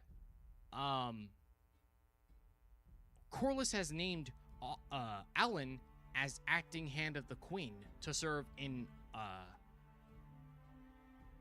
Corlys's absence, because the last time we've seen something like this happen is when Tywin named Tyrion acting hand at the end of season 1 of Game of Thrones. But again, man, I really want to see Corlys doing some politics stuff. He is he's great as a warrior. I love him as a military commander. I love him as a naval officer. But I want him to do some politics stuff. Come on. Give us some politics stuff, Corlys. Please, for the love of God. But honestly, it does kind of track because he's more of a man of action. He doesn't really like court politics and all that stuff, which I will give him that. I will give him that, to be fair. But please give us some politics stuff, Corlys. God damn it. But also, I do want to address this also. I do like the parallelisms between him and Daemon, because when things get bad, those two, like, always go off to start a fight. They always leave somewhere to blow off steam, start a fight with someone, and then come back. It does bring to mind where Corlys told Daemon, "We've been made of the same cloth," in season 1, which honestly at this point it kind of does track a little bit, to be honest with you. And here we get Aegon and Larys, who we haven't seen since episode 2, and here we find Aegon reuniting with Sunfire, and it was very, very sad to see, honestly, because we could tell. I really liked that in Game of Thrones and House of the Dragon, it really shows the bond between a dragon and his rider. It's not like, oh, it's like a horse and all that stuff. No, this is like a part of me. It shows. These two shows kind of show that a dragon isn't just like a regular horse and all that stuff. They are a part of you. They are a dragon and a rider are like two halves of the same whole, if that makes sense. And Aegon is just like crying. He's like heartbroken to see his beloved dragon like this, and him like telling Larys that, oh, he's alive, I know it. That does kind of give off some hint about some stuff that's gonna happen later on. But I do like the fact that we have broken men and bandits who are pretty much saying, yeah, you want to touch this dragon? You gotta pay up. They're pretty much extorting people who are wanting to touch a dead dragon. That's kind of showing how medieval war can be. That in the midst of all this carnage, there are people who are just take advantage of this like chaos to their own benefit. And yeah, it like I said, it's very sad to see Aegon interacting with this dragon who's in complete denial at this point. But yeah, it really shows the bond he has with Sunfire. He treats him more like a dog, like how a pet owner treats their animal, like a dog, like the owner of a dog, if that makes sense. But yeah. Oh. Next up, we have Kristen and Gwaine taking Harrenhal, or rather, arriving at the ruins of what Aemon left. And I just love the eeriness, the spookiness, when the Hightower soldiers enter the castle. It was just so dark and eerie. I loved it. And here they interact with, they meet Alice Rivers, who has basically plundered House Strong's wardrobe and put on a Noble's outfit. Like, oh, yep, all the Strongs are dead. I'm the acting lady of Harrenhal. It's my castle now. And honestly, I just love the drip she's wearing right now. It definitely makes her look more like a witch queen than the commoner rag she was wearing in season 1 and for the first 2 episodes of season 3. So I really want to see more of a sinister like witch kind of vibe with Alice. We've seen a little bit of that with season 2 and a little bit of episode 1 too, but I want to see more of a witchy side, if that makes sense.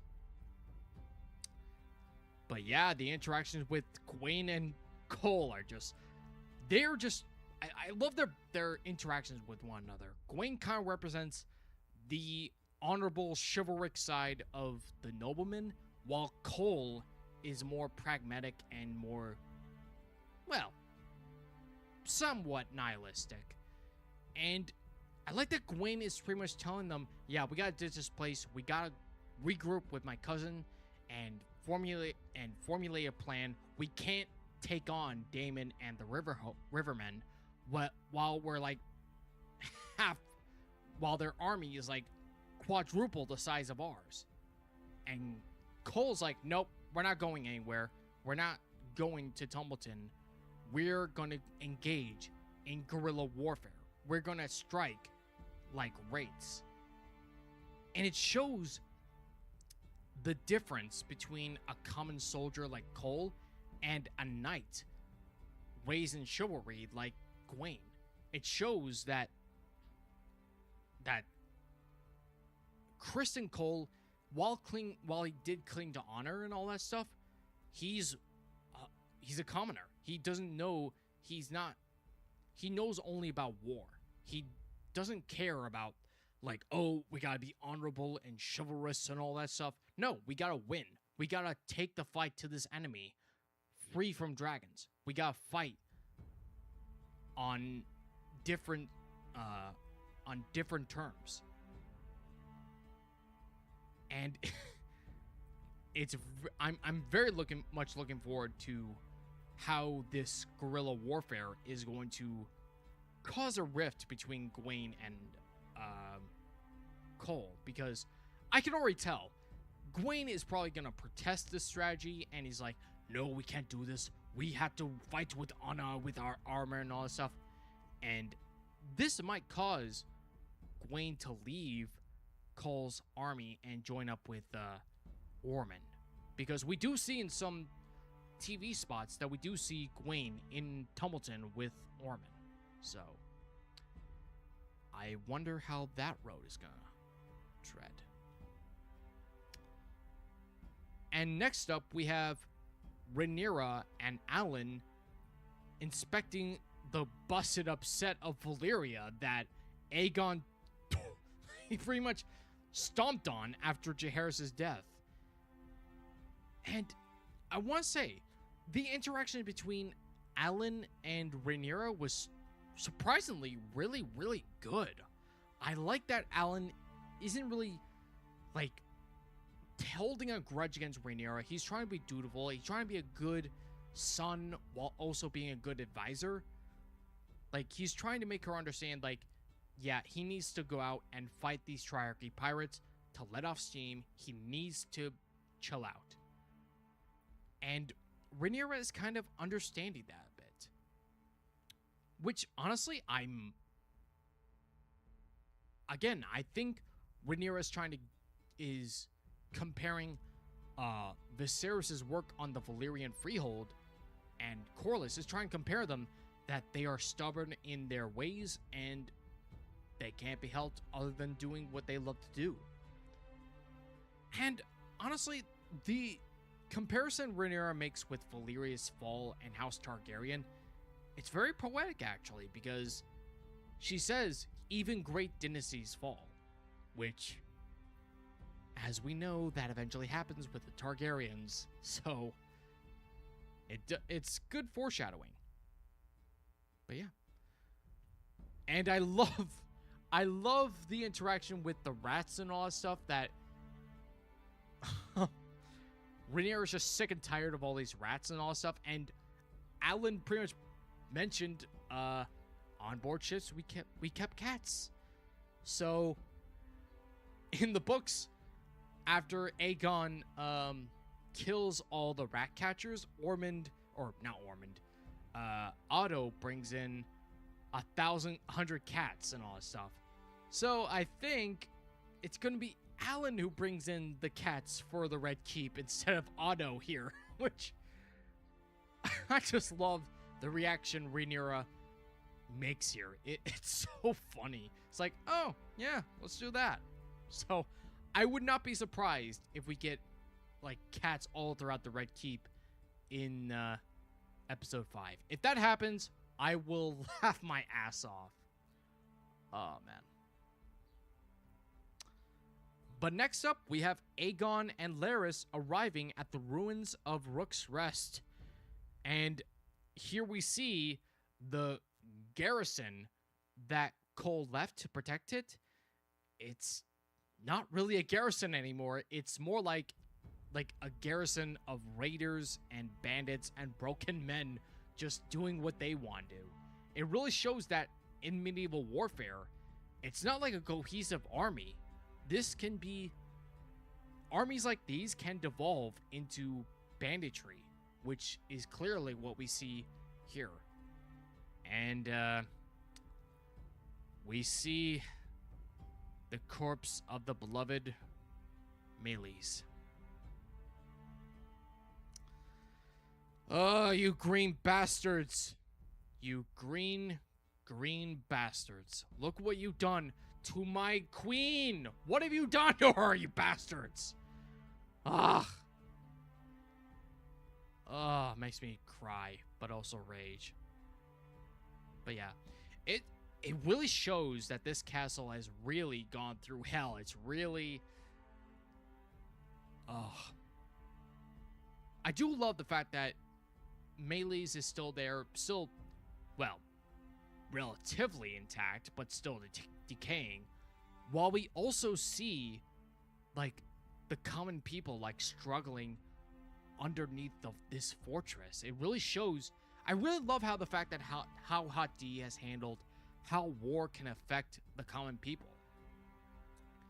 And it really shows with the interactions we see with all the people throughout the outer reaches of Rook's Rest and in the inner walls of the castle, or the interior of the castle, I should say. And here we meet the commander of this garrison, a Darkland man called Janos. And for those who don't know, I think that's a slight nod to a certain other crooked man called Janos in Game of Thrones. I think you guys know what I mean. The crook who got Ned Stark killed. Janos Slint. But yeah. Yeah. And here we get Tom Tangletongue. I won't spoil his arc, but he does have a role to play with Aegon. I'll leave it at that. He does have a role to play. I just love the fact that they gave Tangletongue a stammer, which, given his nickname, it does stick. But I like that Tom has been trying to be a bro to Aegon, while Aegon is like pissed off and just so annoyed with this kid. But Janos, oh man, he is just a grade A douche. He is just, oh, I hate riverfolk. It's, ugh. I love how he's just extorting Larys, and the fact that he's like pissed off, giving more money, and it's like trying to humiliate Aegon and all this stuff. Well, without knowing who he is. Oh, also, I forgot to mention, they gave Aegon a new alias, Gregor, which is another reference to another Game of Thrones character that I think a lot of you guys will know. A certain mountain who rides, if that makes sense. But yeah, I like that Larys in this episode has been way more cunning. He's been more sly. With the Broken Men, at Sunfire, he was posing as a Septon, but in here, he's just posing as a survivor from Sharppoint, who Aemond destroyed at the end of season 2. And I like the fact that Larys is trying to pose as like this scholar. Oh, I can do herbs, I can read a bit and help out the garrison, while Aegon is trying to muscle up crap with Tangletongue. It's really showing how Aegon has really hit like he's really hit rock bottom at this point. He's lost his throne, he's lost his dragon, he's lost his high tower, let's say. He's just lost everything. He's just been humbled so low right now. And the fact that Aegon is still trying to deal with the transition between pampered prince and a survivor, it's very entertaining. To a point. If he gets too much princely in episode 5, or whether in whatever episode he appears in next, it's gonna feel a little too much. I don't know. And here we get another controversial scene with a Hightower soldier and Cat. I won't say the word, but it's going to be, I'll just say ravish, I guess.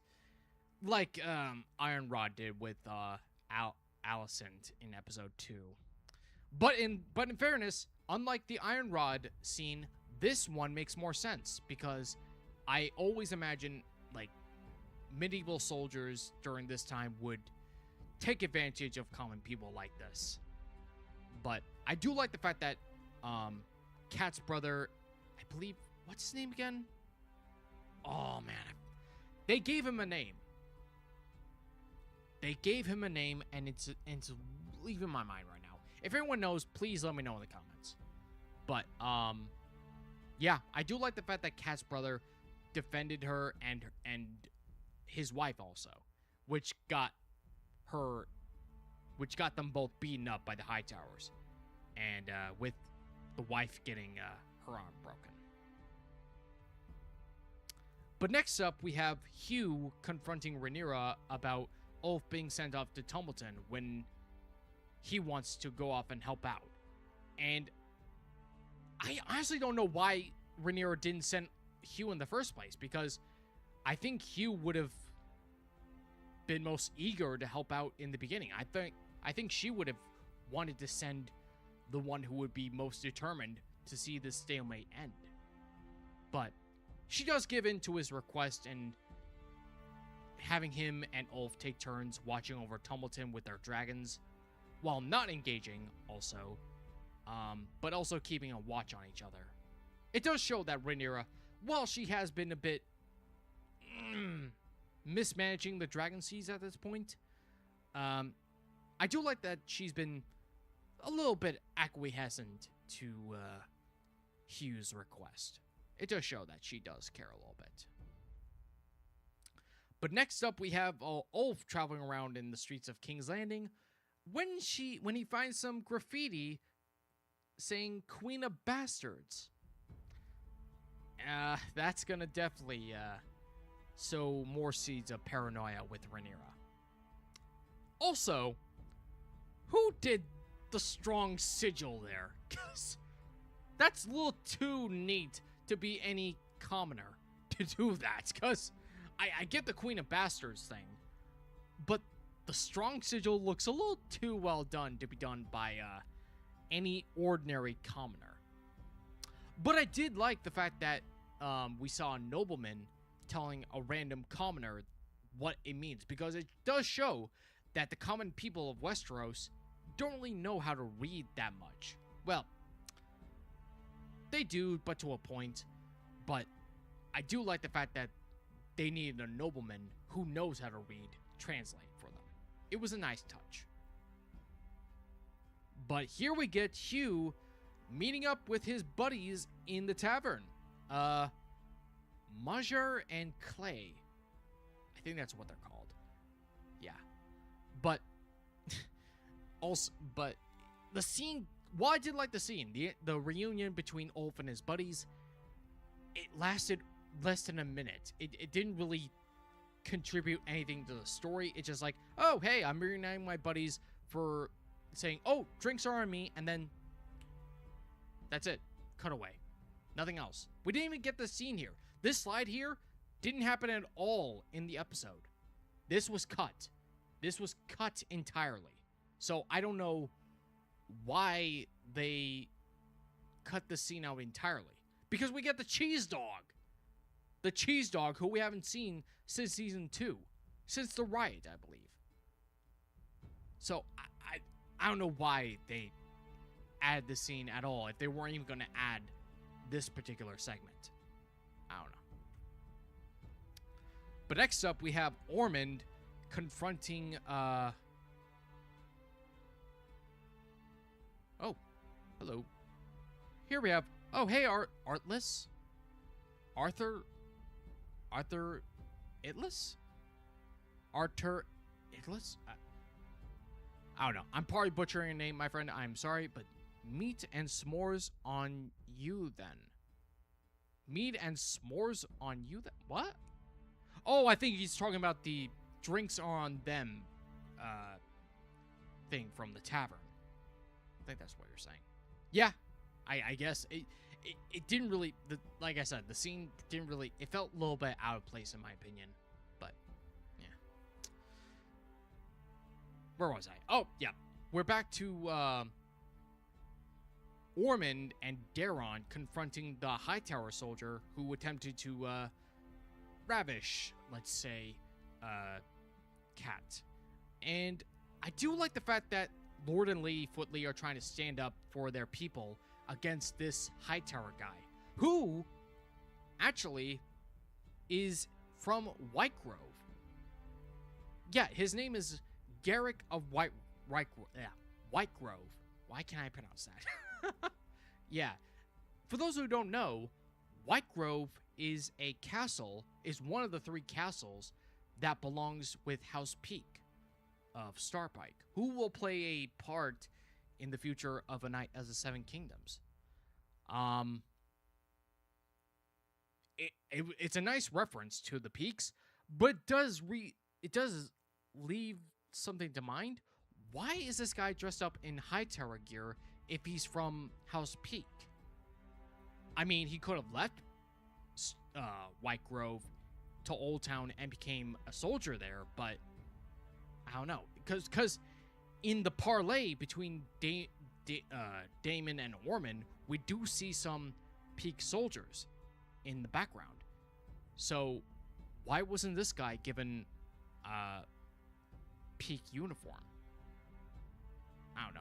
I guess it was to show, like, how this guy represented the Hightower soldiers, but I don't know. Whitegrove? I don't know. That's kind of a nitpick on my part. But here it does show Ormond is trying to put up a front of a just ruler, like, oh, yep, you attempted to ravish this woman, even though you said they didn't, that you didn't. Yep, you're going to be gelded, your hand's going to be broke, but you're going to stay in my service. And, yep, the good people are going to go off free. And it does, even though later on, we know that he takes Cat's brother to be executed behind the scenes. It does show that Ormond has a duplicitous side. He's trying to present as a just ruler while also being a cruel and merciless tyrant. While also trying to be a father figure with Daeron, trying to teach him how to be a just ruler while also being merciless. So, I don't know. Next up, we have Rhaenyra with Orwell talking about, like, oh, she wants to gather more intelligence on Ormond, so she has Orwell compile all the notes that. She wants Orwell to compile all the Raven letters that he received from Otto, or that. Hold on, let me try again. She wants to gather all the ravens that Ormond sent to Otto after Viserys' death, so she can know what kind of man he's facing, while also trying to get advice on what to do with the Faith, because in episode 3, they refused to anoint her. Like, I want to control these guys. She wants to know the influence that House Hightower has over the Faith. And I like the fact that Orwell is pretty much spelling out that the Hightowers have been instrumental in the Starry Sept, that the Faith has been so close with House Hightower as, well, dragons are for House Targaryen. And I like the fact that Orwell is kind of dipping some lore on the Faith, that the Monarch has had influence in the naming of the High Septon. Kind of a bit of a nod to what Jaehaerys did in Fire and Blood, because during his rule, he influenced the appointment of one of his favored candidates to be High Septon. Which I think I like this little Easter egg reference here. But I like the fact that Orwell is trying. I like the fact that Orwell kind of proposed, oh, you want to get rid of this High Septon? Maybe you should remove him permanently. Kind of like what Cersei did in Feast for Crows, which kind of led to the rise of the High Sparrow and the Faith Militant and all that stuff. But yeah, I like that Orwell. Like I said, I like that Orwell has been very good as an advisor to Rhaenyra. I like the fact that Rhaenyra is kind of like, oh, I'm rather impressed by your ruthless side there. But yeah, I'm very curious to see where his arc is going, because in my opinion, Orwell has been doing a pretty good job as Grand Maester at this point for both Viserys, Aegon, and Rhaenyra now. But here we get, finally, Jane Eyre in the Vale on her throne in the High Hall that we haven't seen since like season 4 of Game of Thrones. We haven't got it at this point. I was kind of hoping we were gonna get this scene with her and Jace in episode 1 of season 2, but it's fine for what we got now. It was so satisfying to see Jane on her throne surrounded by dogs. We haven't really seen dogs at all. Well, we have seen dogs, but we haven't seen much of them in Game of Thrones or Hot D. But it's very nice to see that we got more than just hounds. It's nice that we got like some variety of breeds of dogs. But the interaction between her and Daemon, I honestly really like, I like that Daemon's trying to be all courtly while also trying to be intimidating. And I like that also Jane's trying to be graceful and forbearing while also jabbing at the Blacks for, yeah, you promised me a dragon, but you only gave me a hatchling and a few babies. So, but she's like, oh, why do you need my soldiers now? You declared victory, the war is over. Why do you need my army? But Daemon's like, nah, I don't need army. I need coin. And the fact that Jane jabs at Daemon, calling him a beggar with a tin cup, it was, damn, she has some savage lines in this season. She's been very, very savvy, and I do appreciate that. But Daemon, like, oh, you can pay me so you can get me. Oh, yeah, hold on, let me try that again. That was terrible. I like that Daemon's like rebuttal is like, oh, just give me coin and I'll get out of your hair. And he's like, oh, okay. It really shows that the animosity between Jane and Daemon. Because for those who don't know, after Rhea Royce died, which was also addressed here, I forgot to mention. After Rhea's death, Daemon tried to lay claim to Runestone, but Jane pretty much denied him that right, but also banished him from the Vale. So it's nice to see that we got some consistency with their mutual animosity towards each other, even though we didn't really get that said scene in the show. But the only thing I really would have liked to see is seeing at least one Royce Lord like counseling her. No, let's not help out the Blacks. This guy murdered my cousin or my aunt or what have you. But I would have also liked to see her lover, Jessamine Redford. Because for those who don't know, Jane Eyre hasn't taken a husband. She never married. She never had kids.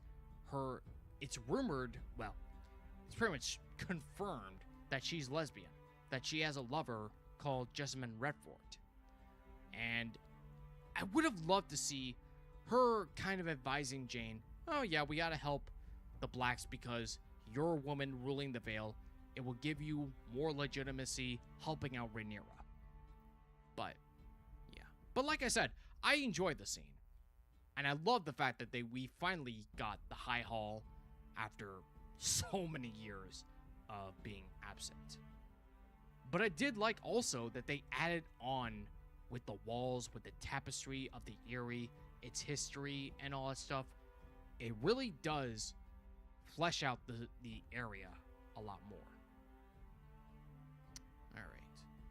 But after receiving his coin, Caraxes goes a bit rogue and flies off to a certain cave where Sheepstealer and Rhaena are hiding. And I like the fact that in Hot D, it's showing that while Targaryens at this point master dragons, that they've ruled the skies with them, that they have a deep bond with the dragons, they don't fully control them. They're not slaves, like Daenerys has often said in Game of Thrones. That they're still wild animals. They still have that animal instinct. That Caraxes sensed a rogue dragon and was like ready for the attack, like a dog would with another dog.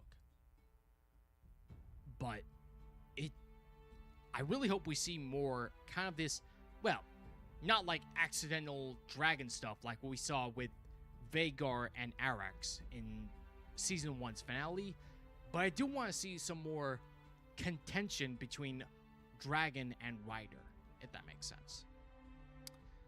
But here we get Daemon confronting Rhaena, who's gone full Nettles here. She's all ragged up, she's messy, has her hair cut. While I do think that Nettles would have been somewhat more interesting than Rhaena, I do like that she's getting a more active role in the dance. Well, not in the war, more like, but she's having more stuff to do rather than just chilling out in the Eyrie. Because for those who don't know, in the books, she just hangs out in the Eyrie after, like, just before the war ends,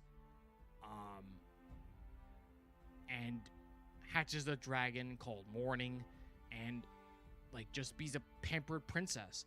But here she's having more stuff to do, trying to be proving she's worthy of her Targaryen heritage. But when she hears that Jace died because of her, she's like, no, I'm staying here. I'm going into exile. You guys just forget about me. But Daemon, I like the fact that Daemon is actually showing some interest in his daughters, because up until this point, we haven't really seen a fatherly side of Daemon.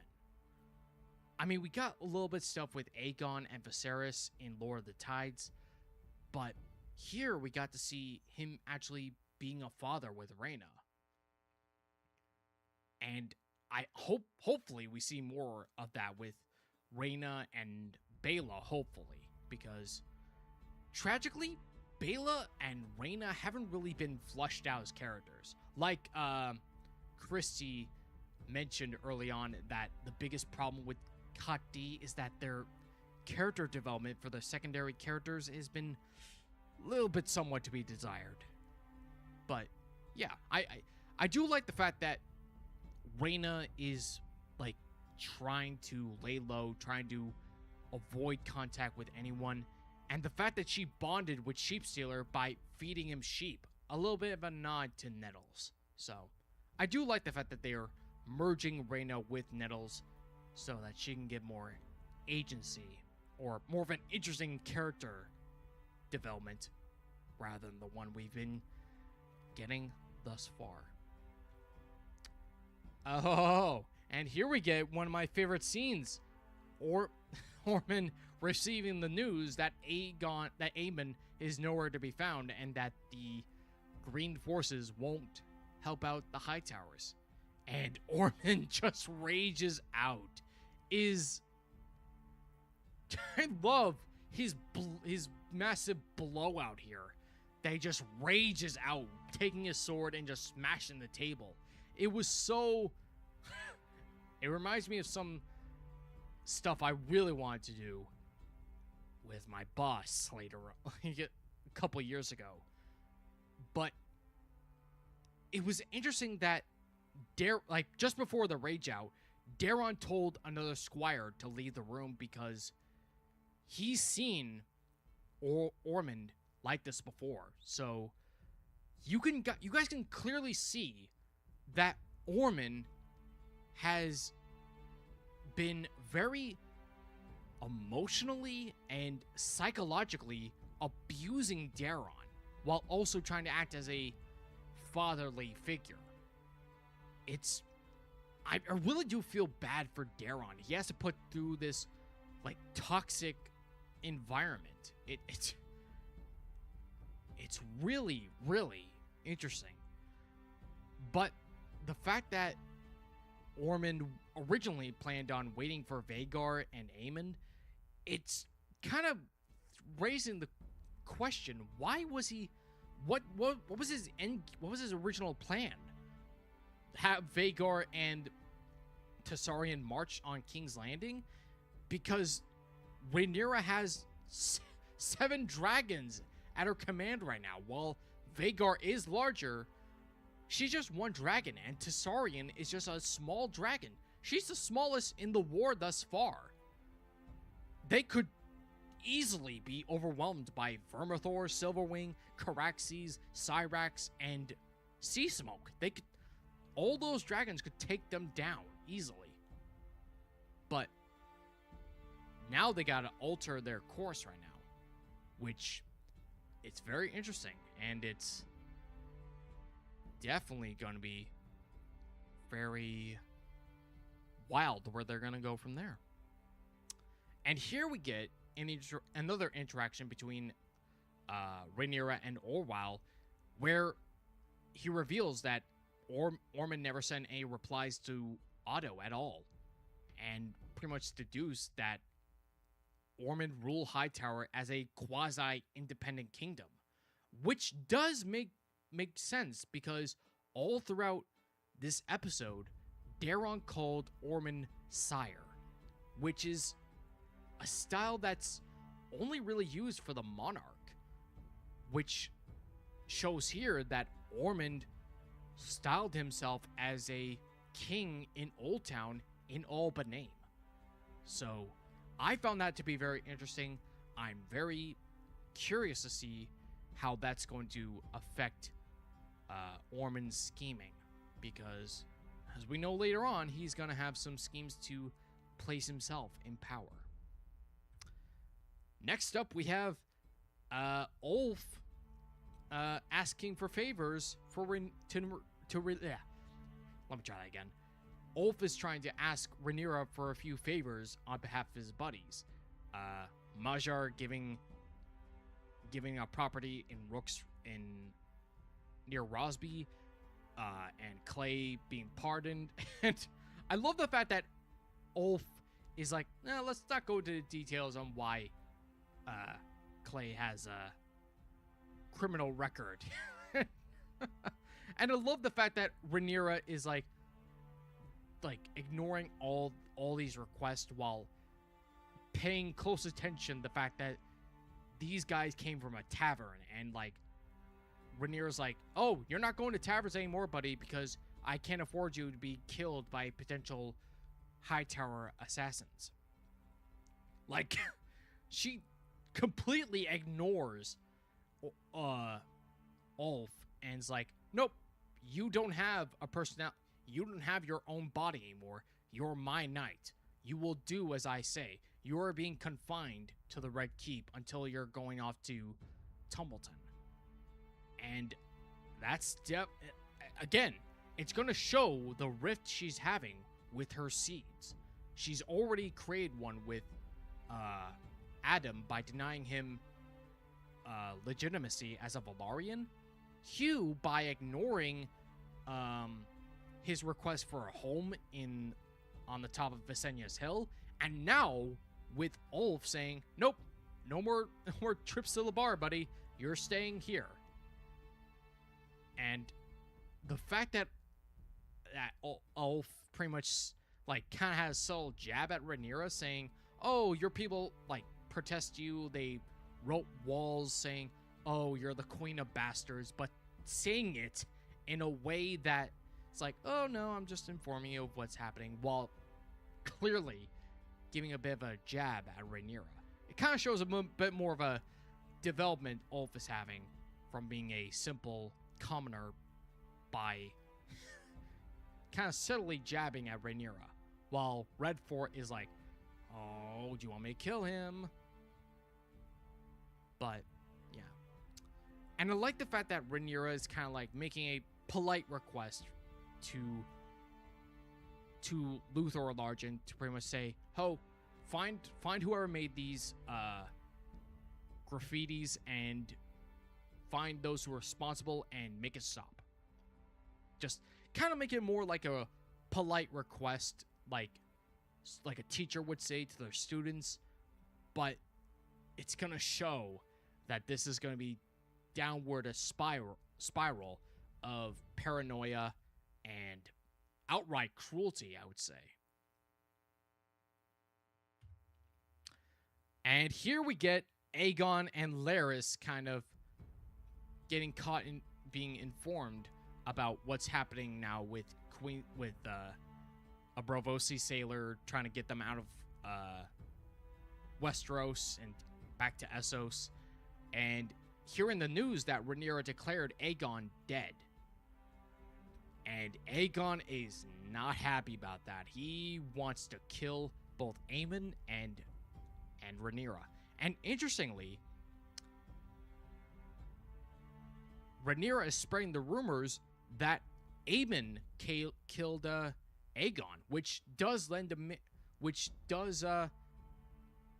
it is pretty politically savvy, because in season 2, in Rhaenyra the Cruel, the Greens blamed Rhaenyra for Jaehaerys' murder, which, as we know, was Daemon's fault, but let's not get into that.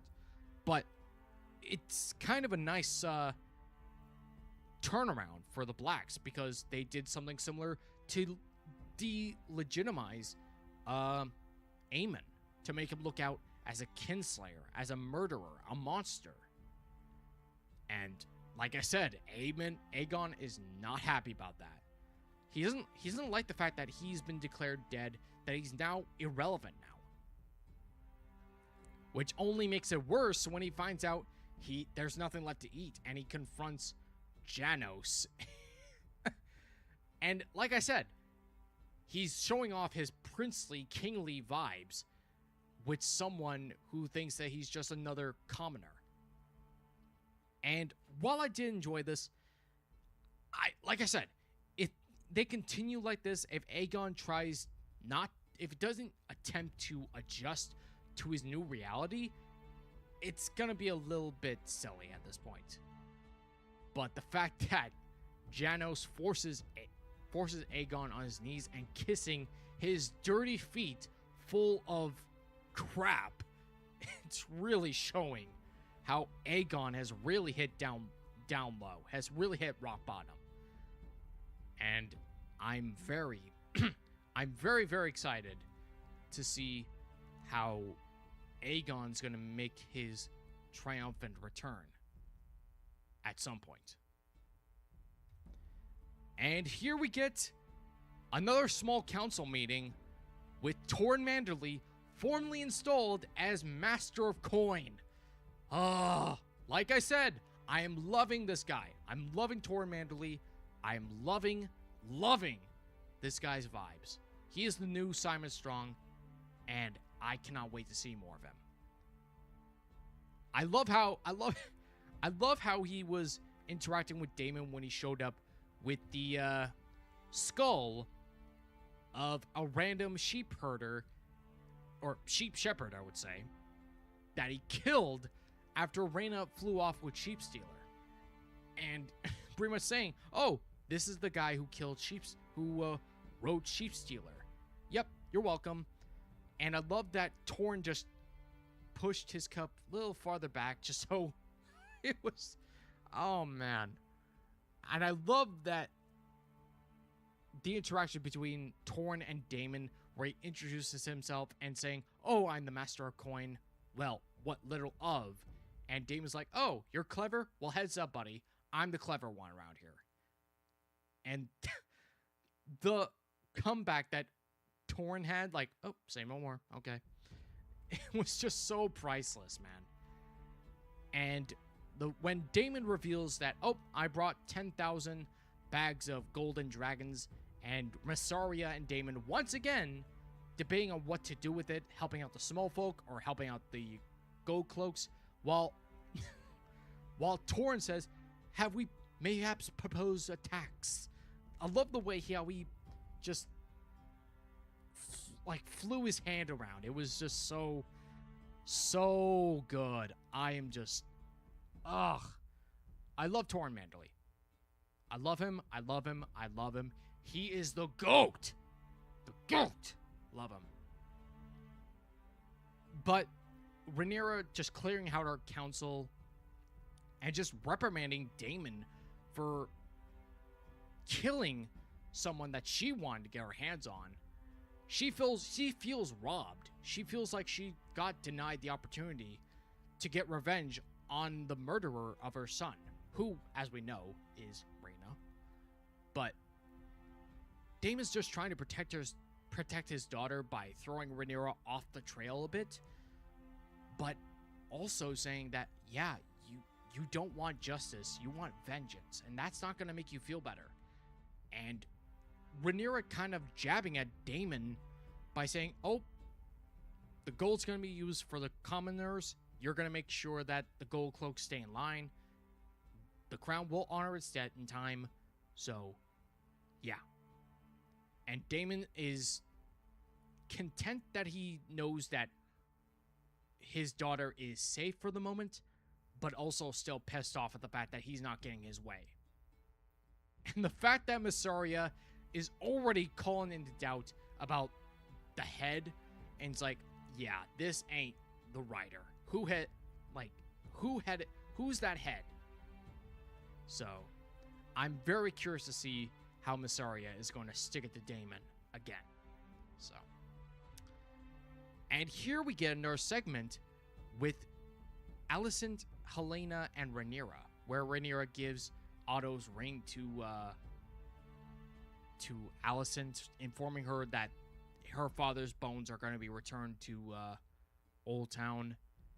And here we get the reveal that Helaena is pregnant. That's right, Maelor the Missing has been found. And I kind of knew this was going to happen eventually, because some trailers for Season 3 revealed that Helaena was in labor. So, we get confirmation. Helaena is officially pregnant. But that raised a question. With whose child is that? Is that Aegon's? Did they had sex before Rook's Rest? Because, for those who may have forgotten, Aegon lost his his high tower, if that makes sense. Oh, man. Oh, losing my throat. Hang on. Okay. Sorry about that. Oh, already losing my voice. Oh. Ooh, there we go. Yeah, for those who don't know, Aegon has lost his member, and he cannot have sex anymore. But did Aemon had sex with Helaena? Or, I don't know. It raises up in the air whose child this is. So, oh my word. I'm already losing my voice. I gotta wrap this up soon, because if I don't lose more, I'm gonna lose my voice. So I'm very curious on where this whole stands with Helaena, because now they got another heir to Aegon that Rhaenyra has to deal with. So I'm going to assume Alicent's going to make it everything in her power to get Helaena out before Rhaenyra figures out that Helena's pregnant. Because we don't know if Rhaenyra is going to kill this kid or just castrate him or what. I have no idea. And oh no, what happened to the scenes?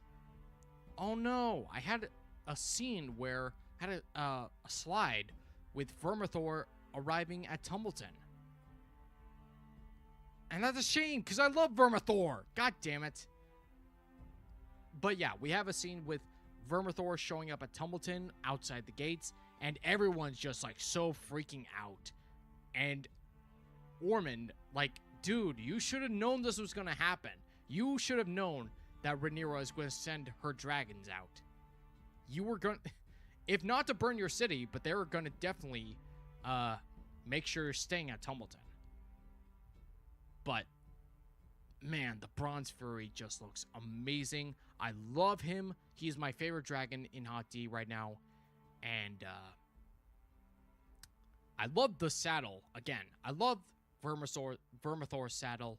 It looks great. I love the bronze, like, aesthetics around it. And I love that Cat was, like, looking at the dragon like, oh, is that my husband? Which I'm going to assume she doesn't know.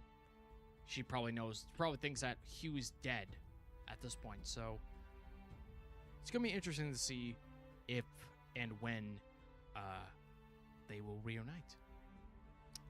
But we get to this scene here with the Gold Cloaks storming the Flea Bottom and taking everyone near to that graffiti and forcing them to remove the stain and finding who's responsible.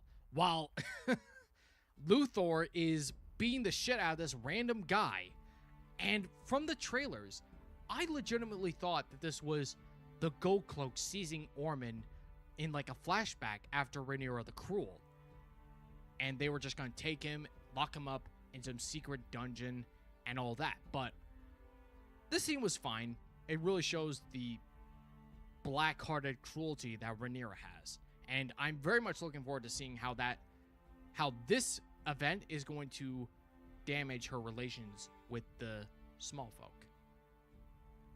And here we get to the final segment of episode 5 with Daeron, Targaryen, Ormond, and Kat's brother. And I just want to say, I love Targaryen. I love how she looks. She looks amazing. I know that there's been a lot of people who have been complaining the fact that she has the same body type as Arax from episode 10 of season 1. And honestly, I don't mind the change, honestly. Yes, while most of Hot D's dragons have been unique, I like some consistency that the breeds of dragons are somewhat consistent. We've seen that with Sea Smoke and Dreamfire. And yeah, I don't mind. Like I said, I don't mind that she has the same body type as Arax. But I do love the fact that Daeron and Targaryen have such a strong bond. So much so that when Ormond pops up and tells him not to bond, not to grow an affection with Targaryen, she goes lunging at him, like to the attack mode, because she hates him for dissing on her. But I think it goes more beyond just her initial dislike of Ormond. I think it's rooted in the fact that Daeron has to deal with this toxic father figure who's quite obviously like traumatizing this kid. He is like traumatizing him on a emotional and like mental way, something that Targaryen can clearly feel. That's why she is so hostile towards Ormond. She's like an extension of Daeron's like inner feelings. Like she wants to protect him and lash out on the man who's tormenting this poor kid.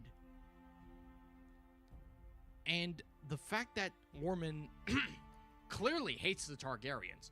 He's full Andal supremacy, saying that we are the superior men, but the Targaryens bred these unholy abominations to take what is rightfully ours.